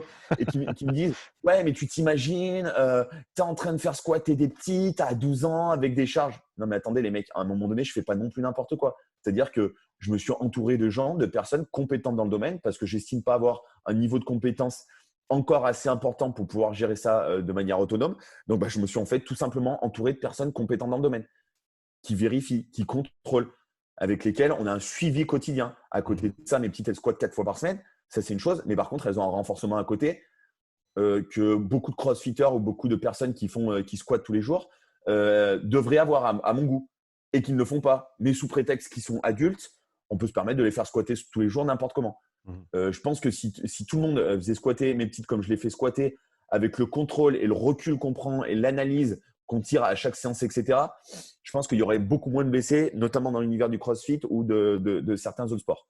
Mais ça, c'était la petite parenthèse. Tout ça pour dire que je pense que le fait d'aller chercher la compétence ailleurs est un vecteur et un facteur de la performance. Pour se recentrer encore un petit peu plus pour être plus précis sur la question que tu m'as posée, je pense que aujourd'hui, la problématique est que les gens ne vont pas chercher ailleurs, mais surtout, on en revient toujours sur le partage de la connaissance, où les gens se disent, tu t'imagines, si je partage ce que moi je fais, ce que je réussis, ce qui me fait réussir au quotidien, imagine-toi, il y en a d'autres qui le savent, ils vont peut-être devenir meilleurs que moi. En fait, je pense que l'état d'esprit est vraiment celui-là. Ouais. C'est-à-dire de dire, j'ai trouvé des petites astuces, des petites techniques qui fonctionnent. Imagine-toi, si je les partage, les autres vont me les piquer. Alors que ça ne fonctionne absolument pas comme ça. Moi, le premier, pendant mes 2-3 premières années d'entraînement, là, pareil encore, c'est des choses avec le temps. Sur lesquels j'ai pu me détacher, mais j'ai énormément fonctionné par mimétisme, c'est-à-dire par copie d'un système que j'ai pu recevoir, mimétisme des entraîneurs que j'ai pu avoir, en me disant je vais faire exactement pareil, ça fonctionne. Sauf que ça ne fonctionne absolument pas comme ça. Parce que la manière d'interagir de mon entraîneur à l'instant T était dans un cadre tout à fait particulier, dans un contexte, dans une structure particulière. Moi, quand j'essaie de mettre des choses en place par mimétisme, en totale bonne conscience, je me suis dit, ouais, si je mets ça en place, ça va marcher. Mais absolument pas. Et pourtant, c'était mon entraîneur qui me l'avait partagé en me disant, voilà, ça marche. Par contre, il ne m'avait pas dit, attention, si tu le mets en place dans ta structure, ça ne marchera peut-être pas parce qu'il y a telle et telle raison qui font que ça ne marchera pas. Donc, encore une fois, le mimétisme ou la copie ne fonctionne pas. Ne fonctionne pas forcément. Et moi, ça m'a mené droit dans le mur parce qu'il y a un moment donné où j'ai été confronté à la réalité de la structure. À Lyon, j'étais dans une très grosse structure où les choses étaient ancrées, etc. Quand j'ai voulu mettre ça dans une petite structure, dans un univers beaucoup plus rural que dans un univers citadin, ça a été compliqué. Je me suis pris un mur et il y a une saison où ça a été vraiment très compliqué avec mes athlètes et avec les parents parce qu'ils ne comprenaient absolument pas le système que j'étais en train de mettre en place. Et là, je me suis assis et je me suis dit, merde, tu passes complètement à côté de trucs. Donc, ça m'a permis de réanalyser, de comprendre que la transposition par mimétisme n'était pas forcément la meilleure. Et ça m'a aussi permis de comprendre justement que ce n'est pas parce qu'on partageait sa manière d'entraîner, c'est entre guillemets tips d'entraînement, même si j'aime pas trop ce terme, que les autres allaient devenir meilleurs que nous. Et en même temps, même s'ils deviennent meilleurs que nous, c'est très bien parce que ça veut dire qu'on les a peut-être, je dis bien peut-être, influencés et que nous, peut-être, on va pouvoir s'appuyer sur leurs connaissances maintenant qui sont passés devant nous. Et je pense que ça crée un phénomène d'émulation et c'est ce qui fait que ça progresse. Pourquoi les Américains arrivent à développer des systèmes d'entraînement et arrivent à être à très haut niveau dans beaucoup de disciplines? C'est parce qu'ils vont s'inspirer des meilleurs. Qu'est-ce que font les Chinois dans les sports qu'ils ne maîtrisent pas? Ils vont chercher la compétence ailleurs. Donc, eux, c'est un petit peu particulier parce qu'ils vont la chercher, ils la copient, ils l'adaptent par rapport à leur mode de fonctionnement et après, ils mettent les gens dehors. Mais d'empêche qu'ils s'inspirent du système d'entraînement et après, ils le transposent. Donc, je pense que c'est hyper intéressant de s'inspirer, mais pour se donner une culture de l'entraînement. Moi, je me suis rendu compte qu'aujourd'hui, ce qui était important, c'est de s'inspirer et de regarder, de mettre en parallèle différents systèmes d'entraînement. Et après, par rapport à sa propre culture, par rapport à sa propre idée qu'on se fait de l'entraînement, s'inspirer des différentes méthodologies, des différents univers, des différentes inspirations pour se créer sa propre méthodologie et sa propre manière d'entraîner. Moi, aujourd'hui, j'estime que je commence à trouver un certain équilibre. Mais je pense que je suis encore à 25% de ce dont là où je veux arriver. J'ai encore beaucoup de compétences à développer. L'avantage, c'est que je sais un petit peu, je connais mes points faibles, je sais là où il va falloir que j'enrichisse mes connaissances et mes compétences. Là où d'autres pensent tout savoir et en fait, ils ne savent rien en fait. C'est le fameux phénomène Kruger où plus t'en sais, plus tu penses en savoir. L'avantage, c'est que moi, j'essaye d'avoir du recul et comme beaucoup d'entraîneurs, et je me rends compte qu'en fait, il faut arriver à avoir cette autocritique parce que si on n'a pas ce niveau d'autocritique, et ben, ça devient compliqué, on se renferme, on devient un peu aigri et après, on a l'impression de tout connaître alors qu'en fait, on ne connaît rien du tout, quoi. Donc, il faut toujours remettre en perspective son travail et je pense que ça, c'est une phrase aussi que je retiens de mon entraîneur, Fred, qui me dit souvent, qui m'a souvent dit n'oublie pas que ça n'est jamais la fin, mais c'est toujours une éternelle continuation, une éternelle continuité de ce qu'on fait. Où je lui disais, parce qu'un jour, je lui avais posé la question en lui disant ça va être compliqué quand tu finis avec une génération de recommencer avec une nouvelle. Il dit non, c'est pas la fin, c'est la continuité. C'est un cycle et c'est un peu comme le cycle de la vie, c'est exactement la même chose. Il me dit j'ai eu une génération, j'ai mis des process, j'ai mis des protocoles en place, j'ai vu ce qui marchait, j'ai vu ce qui ne marchait pas. Je m'inscris dans la continuité, je recommence avec une nouvelle génération, mais je suis dans la continuité de mon processus de progression en tant qu'entraîneur. Et ça, je trouve que c'est extrêmement intéressant. Et cette discussion, tu vois, tout à l'heure, tu me demandais quels avaient été un peu les points clés. Et ben, dans les points clés d'entraîneur, je pense que cette discussion, pour moi, a été vraiment un véritable, pas révélation, mais en tout cas un véritable choc dans ma manière de penser les choses. Parce qu'il y en a beaucoup qui disent oh là, j'ai fini avec une génération, super, j'ai eu des résultats, il faut recommencer. Non, en fait, on est dans un perpétuel, dans une continuité. Alors après, c'est sûr qu'il va falloir en effet recommencer le travail de base pour reconstruire. Mais par contre, le métier d'entraîneur ou de préparateur ne s'arrête pas parce qu'une génération est terminée et on recommence en bas. Non, c'est une boucle en fait permanente. Et je pense que quand on est arrivé à se mettre ça en tête et qu'on l'a surtout, quand on l'a en tête, c'est une chose, mais l'accepter, je pense qu'une grande partie du chemin est faite et là, ça commence à devenir intéressant en tant qu'entraîneur. Oui, je pense que tu as raison. C'est comme tu as dit, le cycle, c'est pas comme si tu finissais même des fois d'une année à l'autre avec les mêmes athlètes. Tu te dis, ouais, on va recommencer. Et ça a bien marché l'année passée. On va continuer sur la même lancée. Et des fois, en fait, les choses ont changé, les gens ont changé, les athlètes ont changé, l'environnement a changé.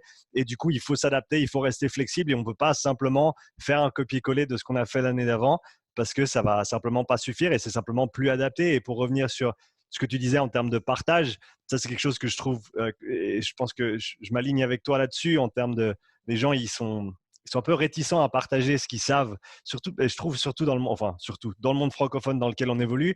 Et je compare ça simplement, j'étais au Canada pendant 7 ans, et donc j'ai vu un petit peu la culture nord-américaine et cette culture de partage, d'échange, elle est énorme. Et je pense, comme tu as dit, les gens se limitent parce qu'ils disent ah ouais, mais si moi je dis ce que je sais, après par exemple, je vais perdre des clients parce que d'autres coachs vont savoir la même chose que moi, etc. Alors que, je pense qu'au final, ça dépend de la perspective que tu as au départ. Est-ce que tu fais ce que tu fais juste pour toi ou est-ce que tu fais ce que tu fais pour amener un changement qui est plus grand que toi?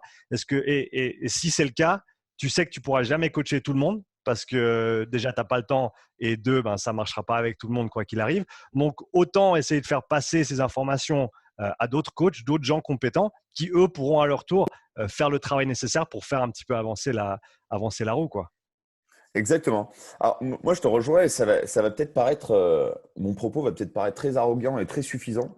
Mais en tout cas, aujourd'hui, c'est un véritable choix de ma part et de me dire, bah, si je peux euh, pas influencer, parce que ce terme d'influence, aujourd'hui, il est tellement utilisé à tort et à travers, mais en tout cas, si je peux inspiré à ma petite échelle. Je dis bien à ma petite échelle parce que j'ai pas la prétention d'être un Aurélien Broussal ou un Charles Poliquin.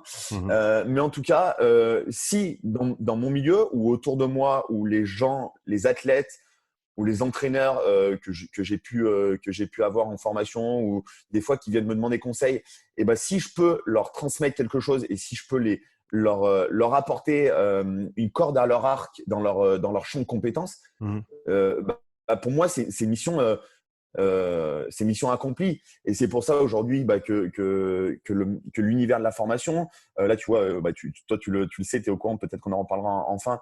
Mais en tout cas, je pars dans l'univers du CrossFit pour essayer de dispenser un petit peu ma connaissance du milieu gymique à travers des séminaires, à travers des formations pour les entraîneurs, etc. Mhm. Parce que je trouve que c'est hyper important. Moi, j'ai eu de la chance d'avoir des entraîneurs qui m'ont transmis cette passion, qui m'ont transmis leurs connaissances, leurs compétences. Ça serait complètement égoïste de garder ça pour moi. Et moi, je trouve qu'aujourd'hui, l'entraînement, c'est avant tout être entraîneur, c'est avant tout avoir la passion du Mhm. partage de la compétence, de la connaissance, d'un mindset, de toutes ces choses-là. Et aujourd'hui, je pense que c'est une problématique. Il y a beaucoup de gens qui veulent garder ça pour eux. Et en effet, par rapport à l'univers francophone dans lequel on est, par rapport à l'univers américain, ou même, ça va paraître très étonnant, mais par rapport à l'univers des pays de l'Est, tels que la Russie, par exemple, mon entraîneur a eu l'occasion de travailler il travaille avec la Fédération internationale de rock acrobatique et il a souvent l'habitude de partir en colloque en Russie ou dans les pays de l'Est, etc. Et il y a une culture de l'échange sur le savoir-faire et sur la compétence, la connaissance, etc., qui est absolument incroyable. Et pourtant, Dieu sait si l'arrière-pensée qu'on peut avoir, c'est que les pays de l'Est sont assez fermés, sont assez secrets sur leur pratique, sur leur méthodologie d'entraînement. Mais ce qu'il faut savoir, c'est que les Russes ont à peu près 10 ans d'avance sur nous dans la Mhm. méthodologie de l'entraînement, sur la compréhension de la physiologie, etc. On est bien d'accord que ce n'est pas toujours très académique et très éthique, leur manière de faire. Ça, j'en conviens. Cela étant, ils poussent la recherche. Il y a beaucoup d'échanges, beaucoup de, de,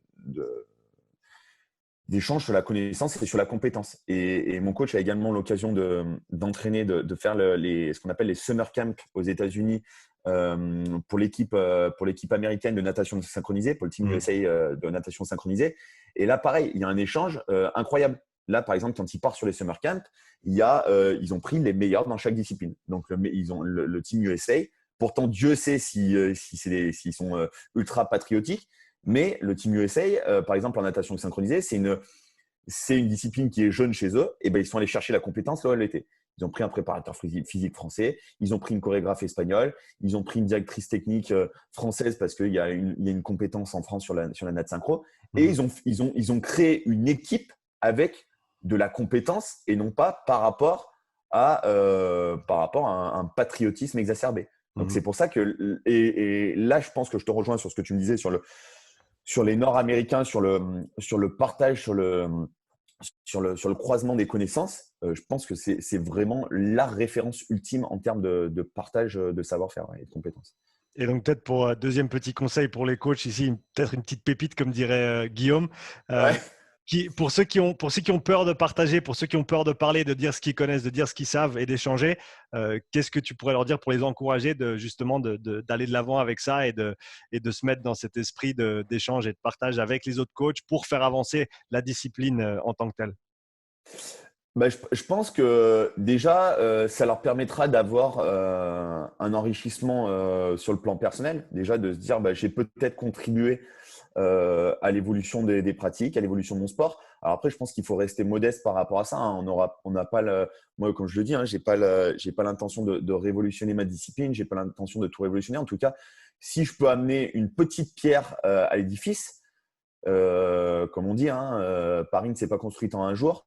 C'est une succession d'événements, une succession de choses qui ont fait que Paris est devenu ce qu'elle est aujourd'hui. Et là, c'est exactement pareil. Je pense que les disciplines se construisent au fur et à mesure. Quand on voit, si on fait le parallèle avec une discipline qui est très jeune mais qui évolue très vite, le CrossFit en ce moment, c'est l'addition finalement de connaissances, l'addition de compétences, l'addition de différents domaines qui fait que cette discipline évolue extrêmement rapidement. Parce que je pense qu'ils ne sont pas fermés et au contraire, ils sont très ouverts sur l'apport que peut avoir chaque discipline. Et je pense que c'est la grosse force du CrossFit. Pour la pépite, je pense que c'est l'idée, c'est moi par exemple quand j'ai au tout début que j'ai commencé à partager un petit peu de contenu, jamais je me suis dit je partage dans l'espoir de un jour avoir la reconnaissance, etc. Non, j'ai dit je vais partager parce que je pense que ce que je fais à l'entraînement, il y a des entraîneurs qui aimeraient bien voir, savoir, comprendre, même si j'ai pas aujourd'hui un gros palmarès en tant qu'entraîneur, j'ai eu des petits résultats, significatifs ou pas, peu importe, j'ai eu des résultats. Aujourd'hui, je trouve que ça serait cool de pouvoir le partager et peut-être de permettre à d'autres entraîneurs de pouvoir créer leur palmarès, de pouvoir créer leurs résultats. Et si ça peut les aider et peut-être que même ça peut leur permettre d'aller plus loin que moi j'ai pu aller, et finalement tant mieux. Et avec du retour, là pour le coup, ça va vraiment peut-être permettre à certains d'avoir le déclic.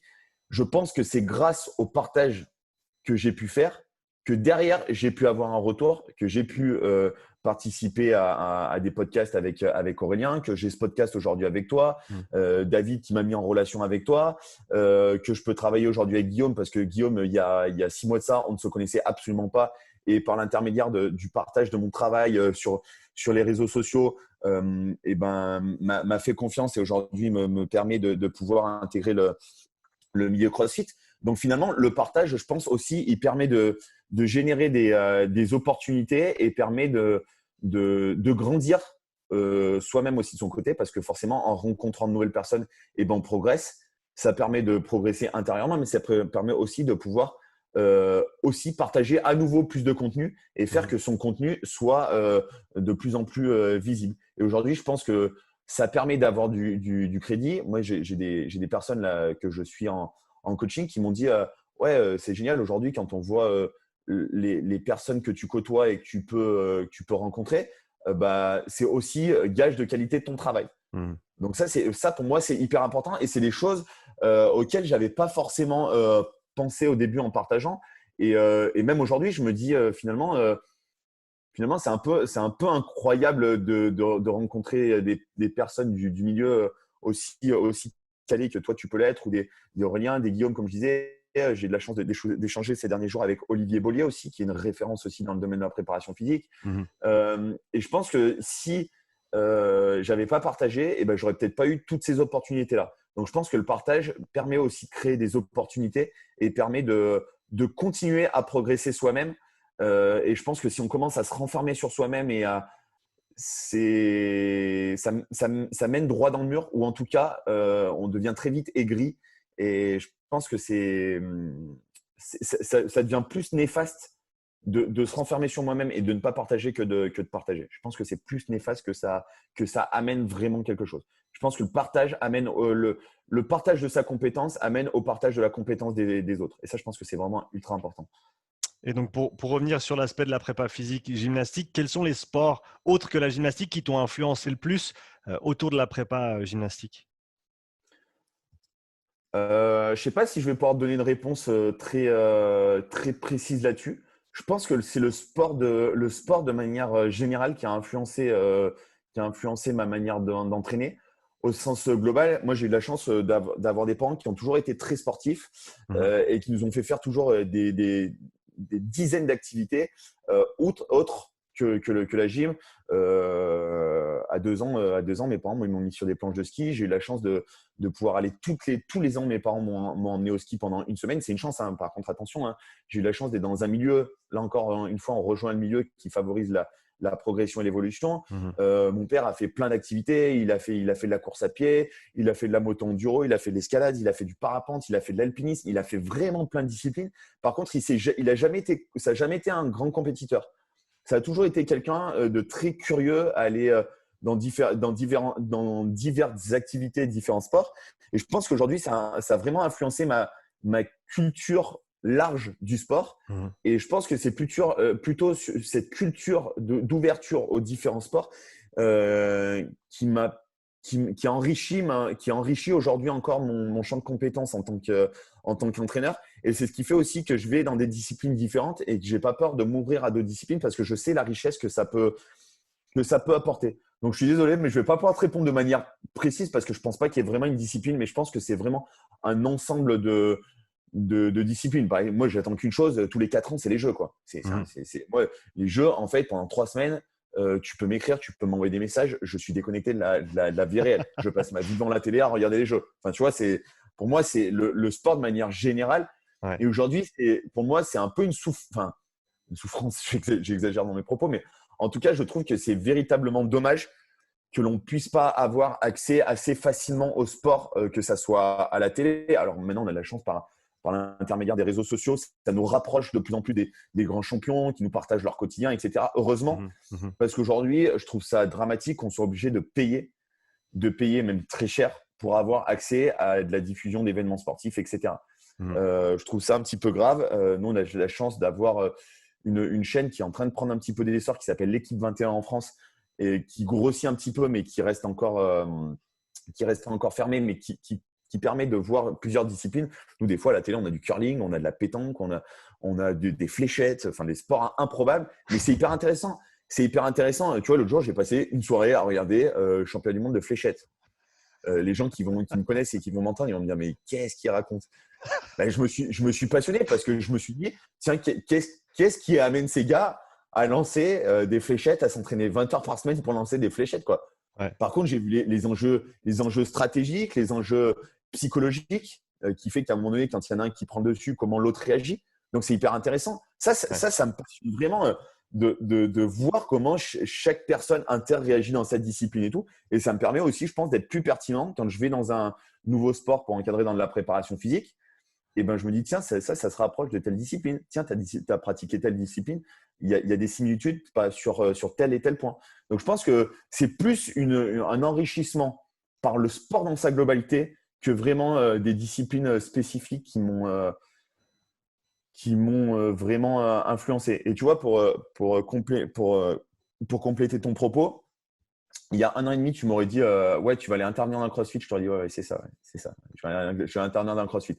Parce qu'en fait, l'idée que j'avais en CrossFit, c'était les mecs qui soulevaient des barres à une vitesse pas possible, de la gym faite n'importe comment. Donc, alors, t'imagines, moi, en puriste de la gymnastique, voir les pull-ups, les muscle-ups tels que c'est fait en CrossFit, t'imagines même pas à quel point ça me faisait péter un plomb. Et puis, je me suis dit, au lieu d'être critique, bah, essaie de t'y intéresser de plus près, comme tu t'es intéressé finalement aux autres sports.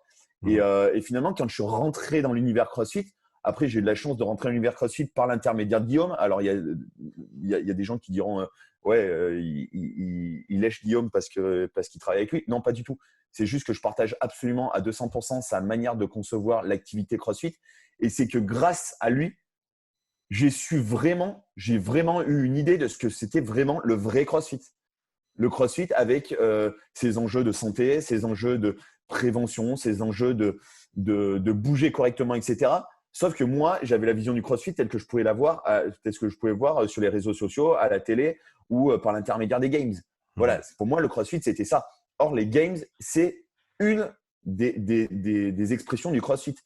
Donc, en fait, je pense que tu vois, si j'avais pas eu cet aspect curiosité et cette ouverture sur le sport de manière globale, je serais peut-être jamais allé au CrossFit, en fait.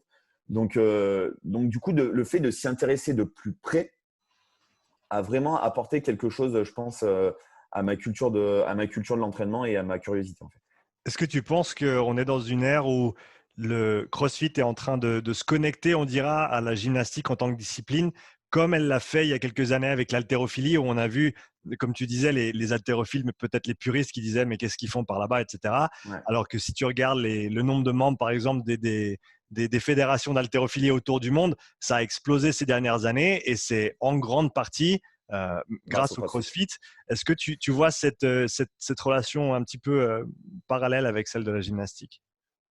Alors là, encore une fois, je vais être très, très critique par rapport à mon sport parce que je trouve qu'on est dans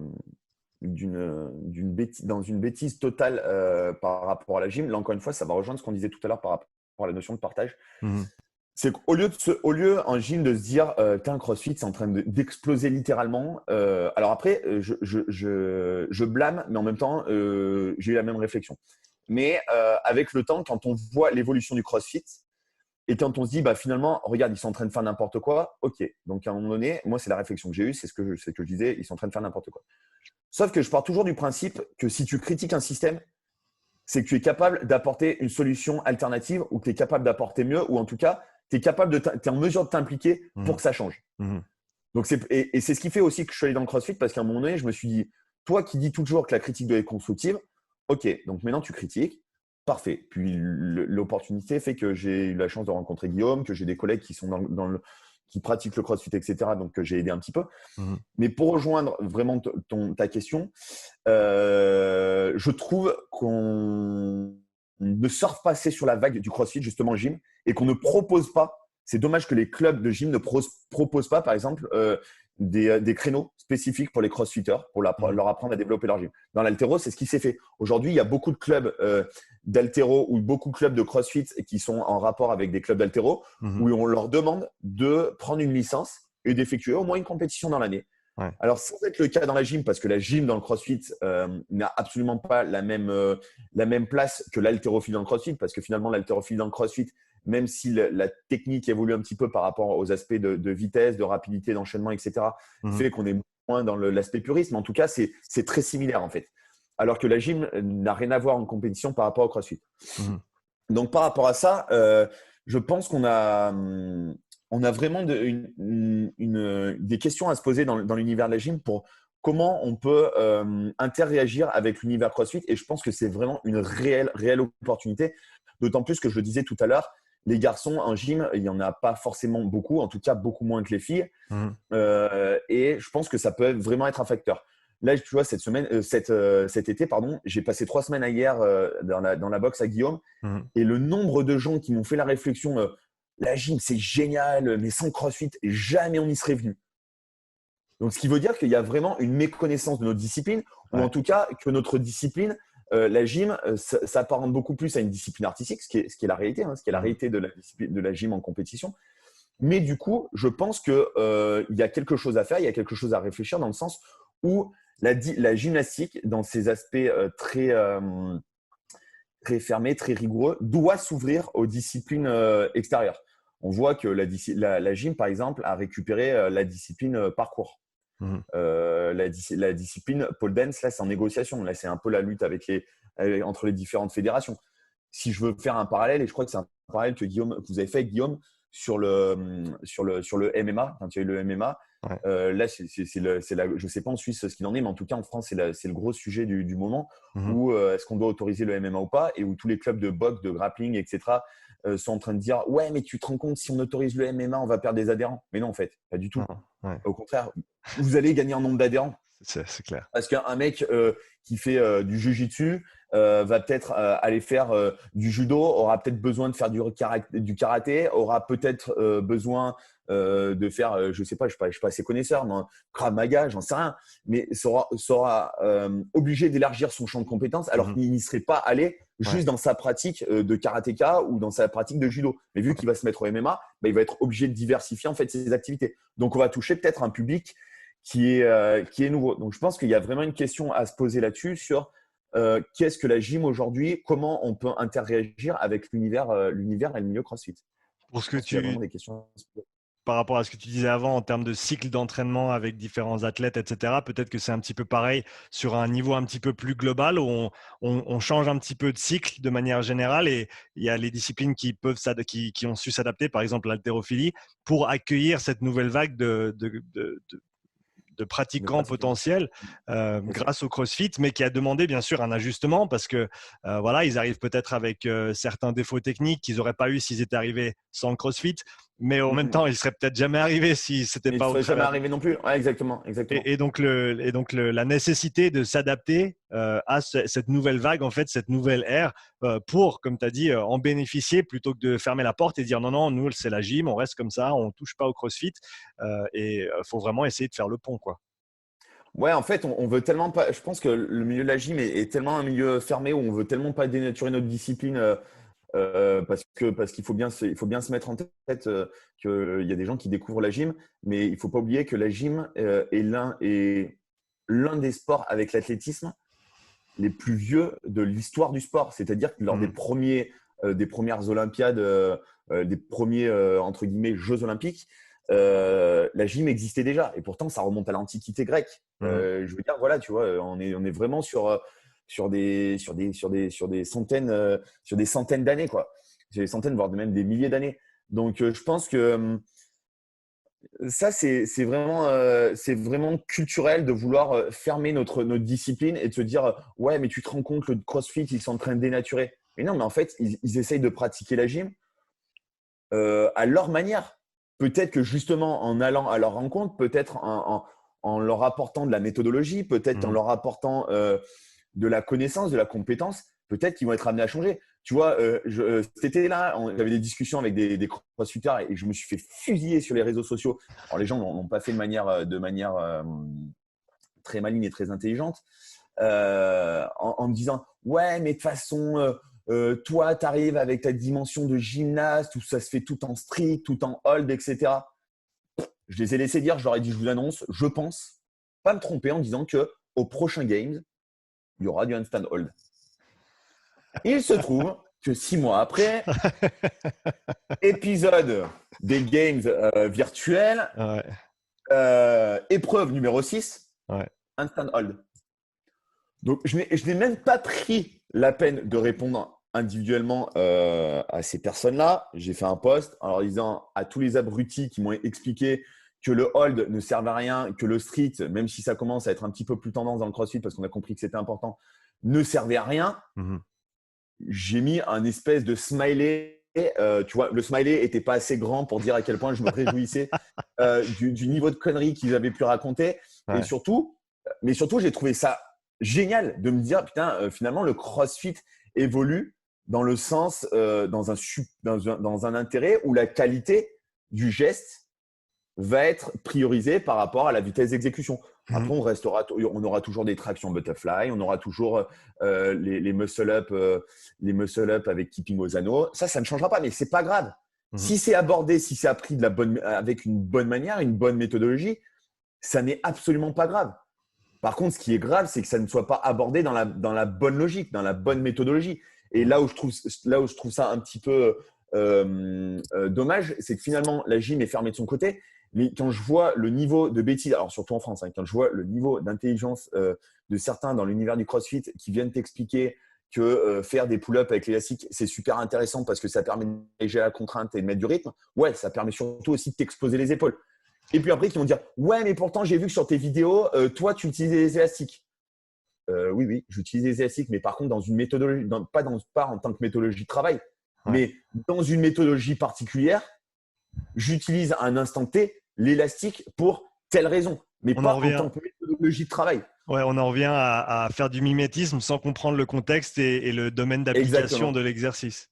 Exactement. Et c'est pour ça que tu vois, ça revient toujours à ce qu'on disait tout à l'heure. C'est-à-dire que tu as beau partager ton travail, à un moment donné, quand ton travail, c'est toi qui l'as réfléchi, que tu as mis en place le process, tu sais où tu veux aller. Par contre, les gens qui te copient juste par mimétisme, tu sais aussi où eux, ils vont aller. Tu sais que ça n'ira pas du tout dans la direction, ou par chance ça ira dans la direction que toi, tu as décidé, mais ils n'en auront pas conscience. Donc, je pense que c'est hyper intéressant.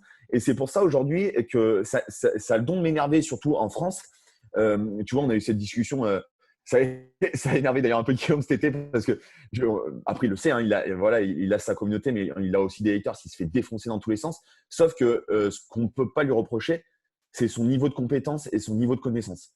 Après, qu'on aime ou qu'on n'aime pas le personnage, Personne ne peut nier son niveau de connaissance et son niveau de compétence qui aujourd'hui, je pense, en France est inégalé. Et même dans la francophonie, parce que là, tu vois, je sais que ce week-end, il est encore en déplacement pour un séminaire sur sa méthodologie, sur son protocole d'EPM. Mais on ne peut pas nier ça. Et aujourd'hui, les gens qui me disent « Ouais, mais nous, du coup, on t'aurait bien pris en séminaire, mais vu que tu connais Guillaume et vu que tu travailles avec lui, on ne va pas te prendre. » Donc, c'est-à-dire qu'en fait, tu es en train de me dire que tu me fais venir juste par sympathie. Ouais. Tu ne me fais pas venir par compétence. Ouais. Et il y en a d'autres, en toute transparence, qui m'ont dit « Ouais, écoute, nous, on n'est pas fan du travail on n'est pas fan de Guillaume, mais par contre, on sait que c'est quelqu'un d'extrêmement compétent. Et du coup, s'il te fait confiance, on sait qu'on peut te faire confiance. » Tu vois? Donc, il y a vraiment deux notions dans le partage de la connaissance et de la compétence, où soit les gens viennent te chercher parce que ça fait bien de travailler avec un tel ou un tel, ou qui viennent vraiment te chercher par compétence et qui disent « Ce mec-là, il a une compétence, on veut l'apprendre et on veut apprendre de sa méthodologie, de son expérience, de sa compétence, etc. » Donc, tu vois, il y a vraiment deux manières d'aborder les choses. Mais je pense que le problème, c'est qu'en France, on est plutôt sur la première chose où les gens ouais, alors parce que lui, il travaille avec un tel, donc on va travailler avec lui. » Tu vois? Et je trouve ça dommage que les gens ne s'intéressent pas davantage à la compétence par rapport à s'il est copain ou copine avec un tel. Moi, j'ai fait des formations avec des entraîneurs que je ne pouvais pas m'encadrer. Par contre, que j'estimais être les meilleurs dans leur domaine, dans leur champ de compétences. Et je me suis dit, OK, même si sa gueule, elle ne me revient pas, sa manière de faire, j'aime pas. Ouais. Par contre, c'est inévitable. Ce mec-là est vraiment une personne référente dans son domaine. Donc, je vais m'inspirer de son travail et je vais aller au contact de cette personne parce que finalement, après, tu peux pas être d'accord avec tout le monde. Tu ne peux pas aimer tout le monde. Par contre, il y a un truc, tu ne peux pas intellectuellement, tu ne peux pas négliger la connaissance et la compétence de quelqu'un. Et si tu es un entraîneur qui a envie d'apprendre et de développer ta compétence, tu dois mettre la priorité sur ça avant de mettre de la priorité sur les aspects affectifs et sur les aspects, comment dirais-je, un peu plus moral. Ouais, c'est pour pouvoir faire la part des choses entre peut-être la forme et le fond. La forme étant la Exactement. personne et la personnalité qui partage l'information et le fond étant vraiment la substance qui cherche à partager. Et peut-être petit à côté, mais c'est vrai que c'est quelque chose qui me fait un petit peu de peine en 2020 quand tout le monde est tellement polarisé on n'arrive à rien à dissocier. C'est C'est la ça, même c'est chose. exactement ça. Parce que j'aime pas Guillaume, je vais pas écouter ce qu'il fait ou ce qu'il dit ou ce qu'il a à transmettre. Et c'est dommage parce qu'on perd énormément. Et comme tu as dit, c'est garder cet esprit critique et même les gens que je suis et que je respecte énormément, chez qui je vais chercher de l'information, il y a des choses que j'aime pas trop par rapport à ce qu'ils disent ou qui sont comme personne. On sera jamais 100% d'accord avec quelqu'un, mais on se trouve dans un monde où c'est soit c'est 0, soit c'est 100. Alors qu'en fait, c'est tout dans la nuance, C'est ça. dans l'entre-deux. Et on perd cette capacité à faire la part des choses et à vraiment apprendre ce qui va nous servir et à laisser le reste de côté. Mais c'est peut-être une petite parenthèse là-dessus. Pour repartir sur le sujet CrossFit gymnastique et on va essayer d'en faire une critique constructive. Quelles sont les erreurs d'entraînement que tu vois dans le domaine de la gymnastique qui sont encore prépondérantes dans le CrossFit?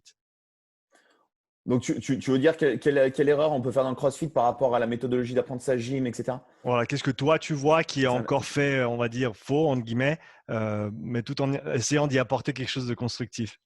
Alors, là, encore une fois, je n'ai pas énormément de recul. Après, je vois vraiment ce qui se passe sur les réseaux sociaux, même si les réseaux sociaux, je pense, permettent de donner une tendance. Ce n'est pas la réalité de partout, mais en tout cas, ça permet de donner une tendance. Et après, j'ai pu m'en rendre compte en allant chez Guillaume pendant 3 semaines. Après, chez Guillaume, c'est assez particulier parce qu'il est déjà très bon dans un travail ultra qualitatif. Mais pour le coup, même avec Guillaume, tu vois, on a une approche qui est particulièrement similaire dans le niveau d'exigence, mais par contre, on est après sur deux approches qui sont différentes. Une fois de plus, il n'y en a pas un qui a plus raison que l'autre, parce que Guillaume, il a une méthodologie, par exemple, de démarche et d'apprentissage sur la gym qui s'intègre dans sa programmation globale du CrossFit et dans sa manière de fonctionner dans sa box.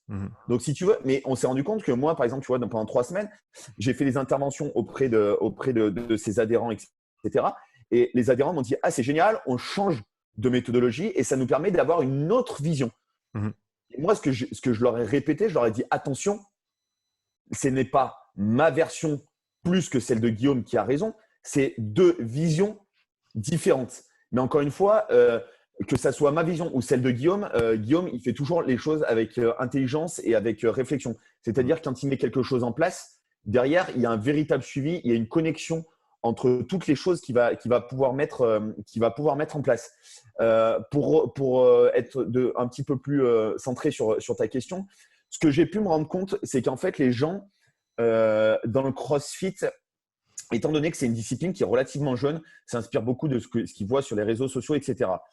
Ce qui manque, je pense, à mon goût aujourd'hui et à mon sens dans le CrossFit, c'est plus la méthodologie de travail, la démarche éducative, la démarche progressive. C'est-à-dire que je pense qu'on se recentre trop sur les skills, c'est-à-dire mettre un travail en place autour des skills, mais pas assez sur la logique de l'activité en elle-même. Je vais essayer d'être plus précis. Ce que j'ai essayé d'expliquer avec les gens avec qui j'interviens et avec lesquels je suis intervenu sur IAR pendant 3 semaines, par l'intermédiaire de Coaching Week ou par l'intermédiaire des What Holiday auxquels j'ai pu intervenir, dans lesquels j'ai pu intervenir, c'est de leur faire comprendre en fait que la gym, c'est pas muscle up, c'est pas push up, c'est pas pull up, c'est pas dips. Ça ne se résume pas à ça en fait. Et la problématique, c'est qu'aujourd'hui, le CrossFit s'est mis un cadre en fait autour de ça, tout simplement pour la simple et bonne raison, c'est que c'est ce qu'il y a dans les WOD. Donc forcément que les gens vont se recentrer autour de ce qu'il y a dans les WOD, mais vont pas chercher en fait à élargir le champ de compétences. Moi aujourd'hui, quand j'encadre sur la partie gym, je parle beaucoup plus d'action motrice de manière globale que de skills. C'est-à-dire développer les patterns de tirage, développer les patterns de poussée, développer les actions d'antépulsion, de rétropulsion. Tu vois, je parle plus d'une globalité plus que de skills de manière globale. Là, tu vois, j'ai 5 personnes que je suis sur un coaching annuel avec lesquelles je leur ai expliqué, quand je leur ai envoyé leur premier bloc de 8 semaines de préparation, et qui m'ont dit « Ah, mais c'est ça ta planification ?» Mais ça n'a rien à voir par rapport à ce qu'on fait d'habitude. Je leur ai expliqué que ouais, c'était un peu le but. C'était justement pour ça qu'ils venaient me voir, parce que ça allait complètement changer. On a fait beaucoup de travail avec de l'élastique, mais sur des actions motrices plus que sur des gestes spécifiques. Et eux, ils s'attendaient à avoir du geste spécifique. J'aurais dit en fait, il va falloir que je vous explique une chose, c'est que pendant 6 mois, vous n'allez absolument pas faire de geste spécifique. Donc, il y a eu un côté un petit peu de déception. Et puis, de temps en temps, dans les 8 semaines, je leur ai mis 1 ou 2 séances. Donc, sur les 8 semaines, en principe, ils ont tous 2 à 3 séances de gym par semaine. Je leur ai mis une séance, ou en tout cas un moment dans la séance, 2-3 fois dans la programmation, où ils ont le droit de se tester sur des gestes spécifiques. Et par contre, je leur ai mis ces séances un peu plus sur la fin, donc à partir de la 6e, 7e et 8e semaine de travail. Et quand ils ont vu l'impact que ça avait en travaillant absolument pas les skills, mais juste en travaillant sur des actions motrices, sur des patterns de développement. Les fondamentaux, en fait. Les fondamentaux. Là, ils ont dit « Ah ouais, quand même ».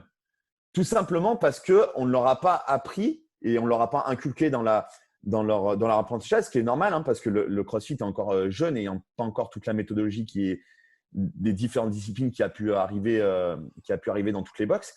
Mais ils se sont dit « Ah ouais, en fait, il vaut peut-être mieux développer des actions motrices que développer du skills. » Parce qu'une fois que toutes les actions motrices, elles sont maîtrisées, on n'a plus qu'à les emboîter, bim, bam, boum, et ça roule tout seul.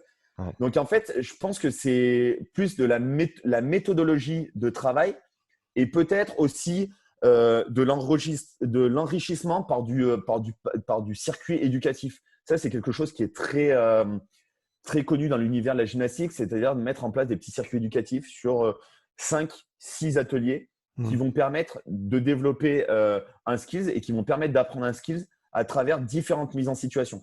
Et ça, je trouve que ce circuit éducatif, on s'en sert énormément en gym et je pense qu'en CrossFit, ça va énormément servir. Et je pense que si je peux apporter, moi en tout cas, personnellement, quelque chose dans le CrossFit, ça va être ça. Ça va être cette culture de l'entraînement en gym, cette culture de la rigueur aussi. Parce que là, je pense que dans certaines boxes et certains athlètes, je ne veux pas en faire une généralité, même si je pense que malheureusement, c'est le cas dans beaucoup de boxes ou chez beaucoup d'athlètes où ça manque de rigueur. Ça manque de rigueur dans l'entraînement. quand on va expliquer à quelqu'un qu'avant de faire des muscle-up, il va falloir s'empiler déjà à peu près 3 ou 4 mois de traction et de dips au tempo, c'est vrai qu'il n'y a rien de très glamour, il n'y a rien de très sympa. Mais par contre, c'est un travail qu'il va falloir faire et qui est inéluctable. Après, moi, ce que j'ai développé dans l'univers de la gym, ou ce que la gym m'a permis plutôt de développer, c'est de varier les situations d'apprentissage. Et là, on va rejoindre ce qu'on a dit tout à l'heure dans la première partie. Étant donné que je travaille avec des enfants, le phénomène de lassitude arrive beaucoup plus rapidement que chez les adultes. Donc, il va falloir essayer de varier constamment en fait, les outils de travail. Il va falloir varier aussi les exercices, même si on va rester toujours sur la même base de travail. Si on prend l'exemple d'un simple pull-up, on va faire des fois aux anneaux, des fois on va faire avec des bougies. C'est deux espèces de tiges comme des cordes en fait, comme des cordes sauf que c'est rigide. Un peu ce qu'on se sert pour les pegboards, mais sauf que c'est vertical. On va se servir d'une barre fixe, d'une barre asymétrique en variant sur les diamètres. Là, il n'y a pas longtemps, je leur ai fait faire du travail de traction suspendu à des élastiques. Donc, c'est-à-dire au lieu d'avoir un support rigide, on l'a fait sur un support mou avec une notion de rebond. Ça permet d'apporter aussi un cadre un peu plus ludique et ça permet de rendre la préparation physique un peu moins monotone. Parce que va expliquer à un gamin à 8 ans que la préparation physique, c'est indispensable dans la gym et qu'il va falloir qu'il monte en haut d'une corde à 6 mètres, qu'il redescende jusqu'en bas. Il va te poser la question de à quoi ça sert dans la gym de faire ça. Une fois qu'il sera redescendu, qu'il aura serré un petit peu les jambes fort à la corde, qu'il se sera brûlé, qu'il va falloir que tu le réexpliques, qu'il va falloir qu'il en refasse à peu près 100 durant toute sa saison, c'est compliqué. Donc forcément qu'il va falloir arriver à développer des astuces d'entraînement, etc. Et je trouve que ça, la gym, pour le coup, c'est véritablement une mine d'or dans l'entraînement pour le CrossFit. C'est que dans le CrossFit, on parle souvent de variété dans l'entraînement. Mais en fait, ce n'est pas de la variété dans l'entraînement, c'est de la variété dans les situations d'apprentissage, je pense, qui est véritablement intéressante. Et même au sein de chaque mouvement, si tu veux parler d'une traction, par exemple, comme tu as dit, la variabilité que tu arrives à instaurer avec les enfants au travers de ces différents, juste des outils différents, des situations différentes, ça donne une base de travail qui est tellement plus large ensuite pour faire monter cette pyramide plutôt que d'être juste, non, on fait juste des tractions à la barre fixe et c'est la seule chose qu'on fait en fait, alors que non, si on arrive à vraiment être large, non seulement sur les différentes compétences motrices, qu'on parle d'haltéro, de gymnastique, de monostructurel, mais aussi ensuite en plus macro, micro si on veut, sur chaque exercice, est-ce qu'on peut avoir un panel large si on parle d'un squat, est-ce qu'on peut faire un shrimp squat, est-ce qu'on peut faire un C6 squat, est-ce qu'on peut faire un squat avec une barre, avec un kettlebell, avec des haltères, toutes ces situations. Etc. Exactement. C'est ce qui est hyper intéressant. Je me permets de rebondir sur ce que tu es en train de dire. C'est justement la variété des outils dont on a à disposition dans l'univers de la gym. Tu as eu l'occasion de parcourir un petit peu mon profil et c'est pour ça qu'on a cette discussion aujourd'hui ensemble. Mais tu as remarqué que j'utilisais plein d'outils et qu'il y a beaucoup d'outils que j'ai moi-même créés. Parce qu'en fait, j'ai été confronté, je me suis rendu compte qu'il y avait certaines choses, certaines contraintes auxquelles je ne pouvais pas répondre et que le matériel ne correspondait pas forcément aux situations d'apprentissage que je voulais mettre en place. C'est très simple en fait. J'ai créé mes propres outils. Et ces propres outils, tu vois, je les ai fait découvrir aux gens de la boxe à Guillaume et ils m'ont dit ouais, c'est génial, limite c'était révolutionnaire. Alors qu'en fait, on était toujours en train de faire des tractions, toujours en train de faire des dips et toujours en train de faire des pompes. Ça n'avait absolument pas changé.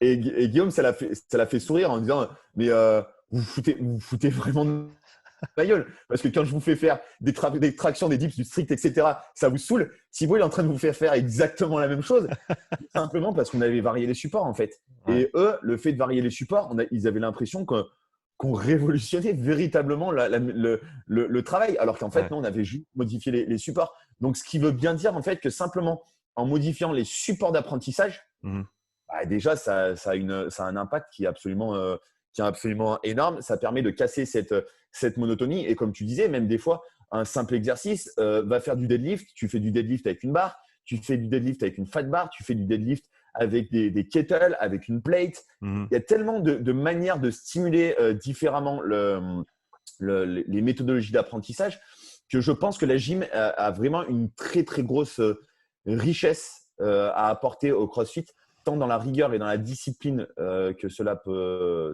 apporter, que la discipline peut apporter au CrossFit, mais aussi sur ces aspects variables, quoi. Moi, là, tu vois, dans les programmations, je leur ai demandé au début des programmations, est-ce que tu es plutôt un athlète assez cartésien et qui, voilà, je te donne une programmation, tu vas la suivre quoi qu'il en soit, ou tu as plutôt tendance à être sujet à la variabilité, c'est-à-dire est-ce que tu aimes bien varier différents. Parce que ça, c'est hyper important aussi. Ouais. Quand tu entraînes quelqu'un, il faut aussi le connaître. Il faut apprendre à connaître quel profil il a. Est-ce que il a le profil d'un petit soldat où il va écouter à la lettre ce que tu vas lui mettre en place, ou est-ce que de temps en temps, il a besoin d'avoir un petit peu un espace de liberté, un espace où il va pouvoir faire sa propre expérience de l'activité. Donc ça, c'est hyper important. Et je me suis rendu compte, tu vois, sur les 5 progs, j'en ai 3 qui ont le même profil, 2 qui ont le même profil, 2 qui sont très, très militaires et 3 autres qui sont un petit peu où il y a besoin de plus de variabilité. Et ben, les programmations, elles varient. Tu vois, j'essaie d'utiliser des outils un petit peu plus différents, divers et variés. Tu vois. Donc ça, je pense que c'est aussi extrêmement intéressant et extrêmement important. Donc, tu as parlé longuement de ce que la gymnastique peut apporter au CrossFit. Pour passer à d'autres sports maintenant, quels éléments, quels principes de la gymnastique, de ton point de vue, ont un transfert sur la prépa physique sportive spécifique pour d'autres sports? Tu as parlé du pole dance, de la moto enduro, des sports qui sont quand même très, très différents de la gymnastique, Ouais, qui n'incluent pas nécessairement un élément de… Alors, le pole dance, oui, la moto… Ouais, la pole dance, Peut-être un petit peu moins en termes des demandes sur le haut du corps, en tout cas en termes de mouvement dynamique. Donc, est-ce que tu peux parler un petit peu de ces éléments et de ces principes qui ont un transfert vers d'autres sports? Ouais, alors comme tu disais, ouais, la pole dance, c'est finalement la discipline la plus proche, c'est même très très similaire en fait. C'est très similaire au sens où c'est une discipline artistique où on retrouve les mêmes contraintes, les contraintes de souplesse, les contraintes de gainage, les contraintes d'alignement, les contraintes de grip. Donc on est sur une discipline en fait qui est vraiment très très similaire par rapport à la gym. Je suis embêté par une mouche. Qui sont très similaires. Par contre, sur tout ce qui va être vélo, moto, enduro, etc., là, c'est des gens qui m'ont fait appel vraiment pour le renforcement sur la partie haut du corps et sur la partie gainage. Ouais. Je vais m'attarder peut-être un petit peu plus sur la partie gainage parce que c'est je pense, la partie la plus transférable dans tous les sports. Et en plus de ça, la gym a une richesse particulière sur la notion de gainage. Alors pour ceux qui ont pu suivre des épisodes d'Aurélien Broussel sur son podcast, il a fait un podcast justement sur la notion de gainage, quelle expression peut prendre le gainage.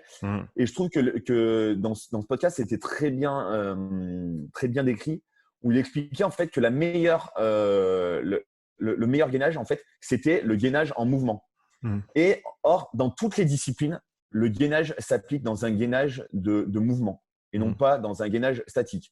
Il y a très peu de disciplines où on va se mettre en appui sur les coudes et sur les pieds et on va rester 1 minute en fait. Alors oui, on est d'accord, c'est une méthodologie de travail, etc. C'est du travail isométrique, on en convient. Par contre, vraiment, l'intérêt de la gym et de la transférabilité du gainage en gym, c'est vraiment cette faculté à rester gainé en mouvement. Si on prend la meilleure expression du gainage en gym, c'est sur les notions, par exemple, acrobatiques. Lorsqu'on va devoir faire par exemple un salto avec une vrille, ce qu'on appelle une vrille tout simplement, donc c'est un salto avec une rotation longitudinale, où on va mettre une pirouette dans un salto. Là, l'expression de gainage, elle prend tout son sens. Parce qu'on va devoir rester gainé dans un plan transversal, mais en même temps, rester gainé pour effectuer une rotation longitudinale. Donc là, quoi de mieux en termes de gainage? Là, on est dans un gainage dans différents plans, dans différents niveaux d'accélération, qui fait que le gainage s'exprime à son plus haut niveau d'intensité. Donc, je pense que c'est pour ça qu'on a vraiment une capacité à être très, très pertinent en termes de gainage en gym. C'est qu'en fait, la particularité de la gym, c'est un sport d'autopropulsion, d'autoprojection, c'est-à-dire que c'est notre propre corps qui va être vecteur et moteur de l'action. On va interréagir avec un agrès, certes, mais c'est des actions motrices de notre corps qui vont créer le mouvement et qui vont créer le geste. Donc ça en termes de gainage, il n'y a rien de mieux que cette définition de la mise en tension. Donc, je pense que c'est vraiment la richesse qu'on a et c'est ce qui fait que c'est vraiment transférable de partout. Moi, je m'en suis rendu compte, par exemple, je te donnais l'exemple tout à l'heure sur le triathlon. Je me suis mis au triathlon, j'ai un vélo aéro, donc un vélo triathlon assez spécifique. Ou quand on se met dans la position aéro, c'est-à-dire les coudes posés sur le cintre et qu'il faut tenir cette position pendant un moment, si on n'a pas un bon niveau de mobilité, de souplesse et surtout si on n'a pas un bon niveau de gainage, eh ben, c'est très dur de maintenir cette position. Et là, pourtant, on est dans une position de gainage en mouvement, dans une position de gainage dynamique. Donc, cette notion-là de gainage, elle implique plusieurs choses. Elle implique des niveaux de mobilité, elle implique des niveaux de souplesse, mais elle implique aussi des niveaux de force. C'est-à-dire générer de la force dans une position de gainage. Donc, vu qu'on est toujours en instabilité en gym, on a l'instabilité par rapport, notamment si on prend l'agrès du cheval d'arçon, où on est dans une instabilité permanente. On va avoir un agrès, par exemple, comme la barre fixe, où on va être dans un mouvement de gyration, mais avec des changements de plan. Donc là, c'est pareil, l'expression du gainage va être très puissante. Et du coup, cette expression de gainage en mouvement, c'est une chose qu'on retrouve, par exemple, énormément chez les pilotes moto et chez les pilotes VTT. C'est une chose où il va falloir arriver à dissocier la machine du corps lors de virages, lors de changements de rythme, lors de changements de direction. Donc ça, c'est quelque chose qui est extrêmement transférable et c'est les gens qui ont fait appel à mes compétences sont venus me chercher justement pour ces compétences-là. Et en plus de ça, sur les compétences de renforcement, sur tout ce qui va être la ceinture scapulaire, donc sur le haut du corps, sur des enjeux également de stabilité et surtout des enjeux de prévention des blessures, des enjeux de prévention au niveau notamment de la ceinture scapulaire. Donc voilà l'expression un petit peu de la transférabilité de la gym. Et puis, bien entendu, j'en ai parlé un tout petit peu précédemment, c'est les notions de souplesse et de mobilité. Parce que quelle discipline de mieux que la gym ou encore la danse en termes de souplesse et de mobilité. Je pense qu'on a vraiment un domaine d'expertise qui est extrêmement intéressant. Et quand on sait à quel point la souplesse et la mobilité sont sujets à discussion de manière régulière, même quand on voit que les spécialistes ne sont pas forcément toujours très d'accord. Moi, je peux vous dire que j'ai une expérience de terrain de 25 ans et je sais aujourd'hui véritablement ce qui marche et ce qui ne marche pas. Mais encore une fois, il ne faut pas faire une généralité. Et la richesse de la gym fait qu'on peut justement s'adapter aux différentes disciplines sans faire une généralité d'un modèle spécifique. Je pense que c'est vraiment la force de notre discipline et de notre activité. Thibaut, c'était un plaisir de te recevoir. J'ai quelques petites questions pour terminer avec toi, si on peut essayer de les faire en format réponse courte. Ouais, pas de souci. Quand tu t'entraînes, avec ou sans musique? Toujours avec. T'écoutes quoi? Avec pour des facteurs de motivation. Franchement, j'écoute vraiment absolument tout. Ça va de la variété française à du hard rock, en passant par de la pop. Donc vraiment, ouais, j'écoute vraiment de tout. Mais ouais, indispensable. Si tu pouvais changer une chose dans le monde de la gym en 2020, qu'est-ce que ce serait? Waouh, question difficile. Peut-être qu'on se prenne peut-être moins au sérieux et qu'on apporte peut-être une dimension un petit peu plus fun de la gym, comme j'ai pu le dire précédemment, et qu'on dédramatise un petit peu les aspects, qu'on s'ouvre peut-être un petit peu plus au monde extérieur et aux disciplines extérieures. Si tu avais un livre ou une ressource qui ne parle pas d'entraînement spécifiquement à conseiller à l'audience, que ce soit pour les coachs ou les athlètes? Waouh, là encore, c'est une question. Je déteste lire. J'ai horreur de lire. Mais alors, pour le coup, ça ne va pas être un livre. Mais par contre, je vous conseille de regarder le reportage sur Netflix sur les coachs. J'ai plus en tête le nom de la série. Mais en tout cas, c'est une super série. Là, j'ai regardé. C'est plusieurs coachs en fait, qui interviennent et qui expliquent un petit peu leur parcours, etc. C'est super intéressant. Une chose à retenir de l'interview pour les athlètes et les coachs qui t'écoutent? Je pense que il faut retenir qu'il ne faut pas se limiter, il ne faut pas se barriérer à sa discipline, il faut aller chercher la compétence ailleurs et en tout cas aller la chercher là où elle est, ne pas avoir peur d'aller taper à des portes, d'aller demander aux gens et surtout de travailler de manière régulière et de ne pas attendre la reconnaissance en se disant j'attends la reconnaissance pour continuer ou la validation des gens. Travailler et puis si ça marche, tant mieux. S'il y a des accros, ça ne marche pas, bah, tant pis. On se remet au travail et c'est comme ça je pense que c'est la meilleure manière de progresser et d'échanger avec un maximum de gens. Avant de terminer, je voulais que tu prennes juste 2 minutes pour parler du séminaire que tu vas tenir ici à Basics chez David. Est-ce que Ouais. tu peux dire un petit peu ce que tu vas aborder, etc. Alors ouais, j'ai de la chance d'être reçu par David du côté de chez Basics. Ça sera un plaisir. On s'est rencontrés cet été et ça sera un plaisir de venir au sein de sa structure. Donc bah, bien évidemment, vous l'avez compris durant l'intégralité de cette interview, on va parler énormément gym. On va parler justement méthodologie de travail. On va parler différents supports. Et ce qui sera intéressant, je pense, lors de ce séminaire, c'est qu'on va aussi aborder les thématiques de transférabilité, comme on a pu l'aborder de manière assez brève dans ce podcast, mais là, ça sera vraiment de manière beaucoup plus large et beaucoup plus précise. Donc, je pense que ça va être vraiment un super séminaire. Ce que j'adore chez David, justement, c'est qu'il a cette notion CrossFit, mais en même temps, il se sert de la méthodologie CrossFit par rapport à sa pratique, lui, dans les arts martiaux. Donc, je Mhm. trouve ça hyper intéressant. On a un petit peu la même vision des choses, la même manière d'aborder et de concevoir les choses. Donc, je pense que ça va vraiment être un super séminaire. Je vous encourage vraiment à venir si vous êtes disponible et si la discussion qu'on a pu avoir aujourd'hui vous intéresse, parce que ça sera dans le prolongement de la discussion qu'on a pu avoir. Et je pense que ça va être vraiment un super séminaire, donc qui sera forcément orienté un petit peu plus CrossFit et notamment sur les notions gym, mais on pourra parler aussi de plein d'autres choses.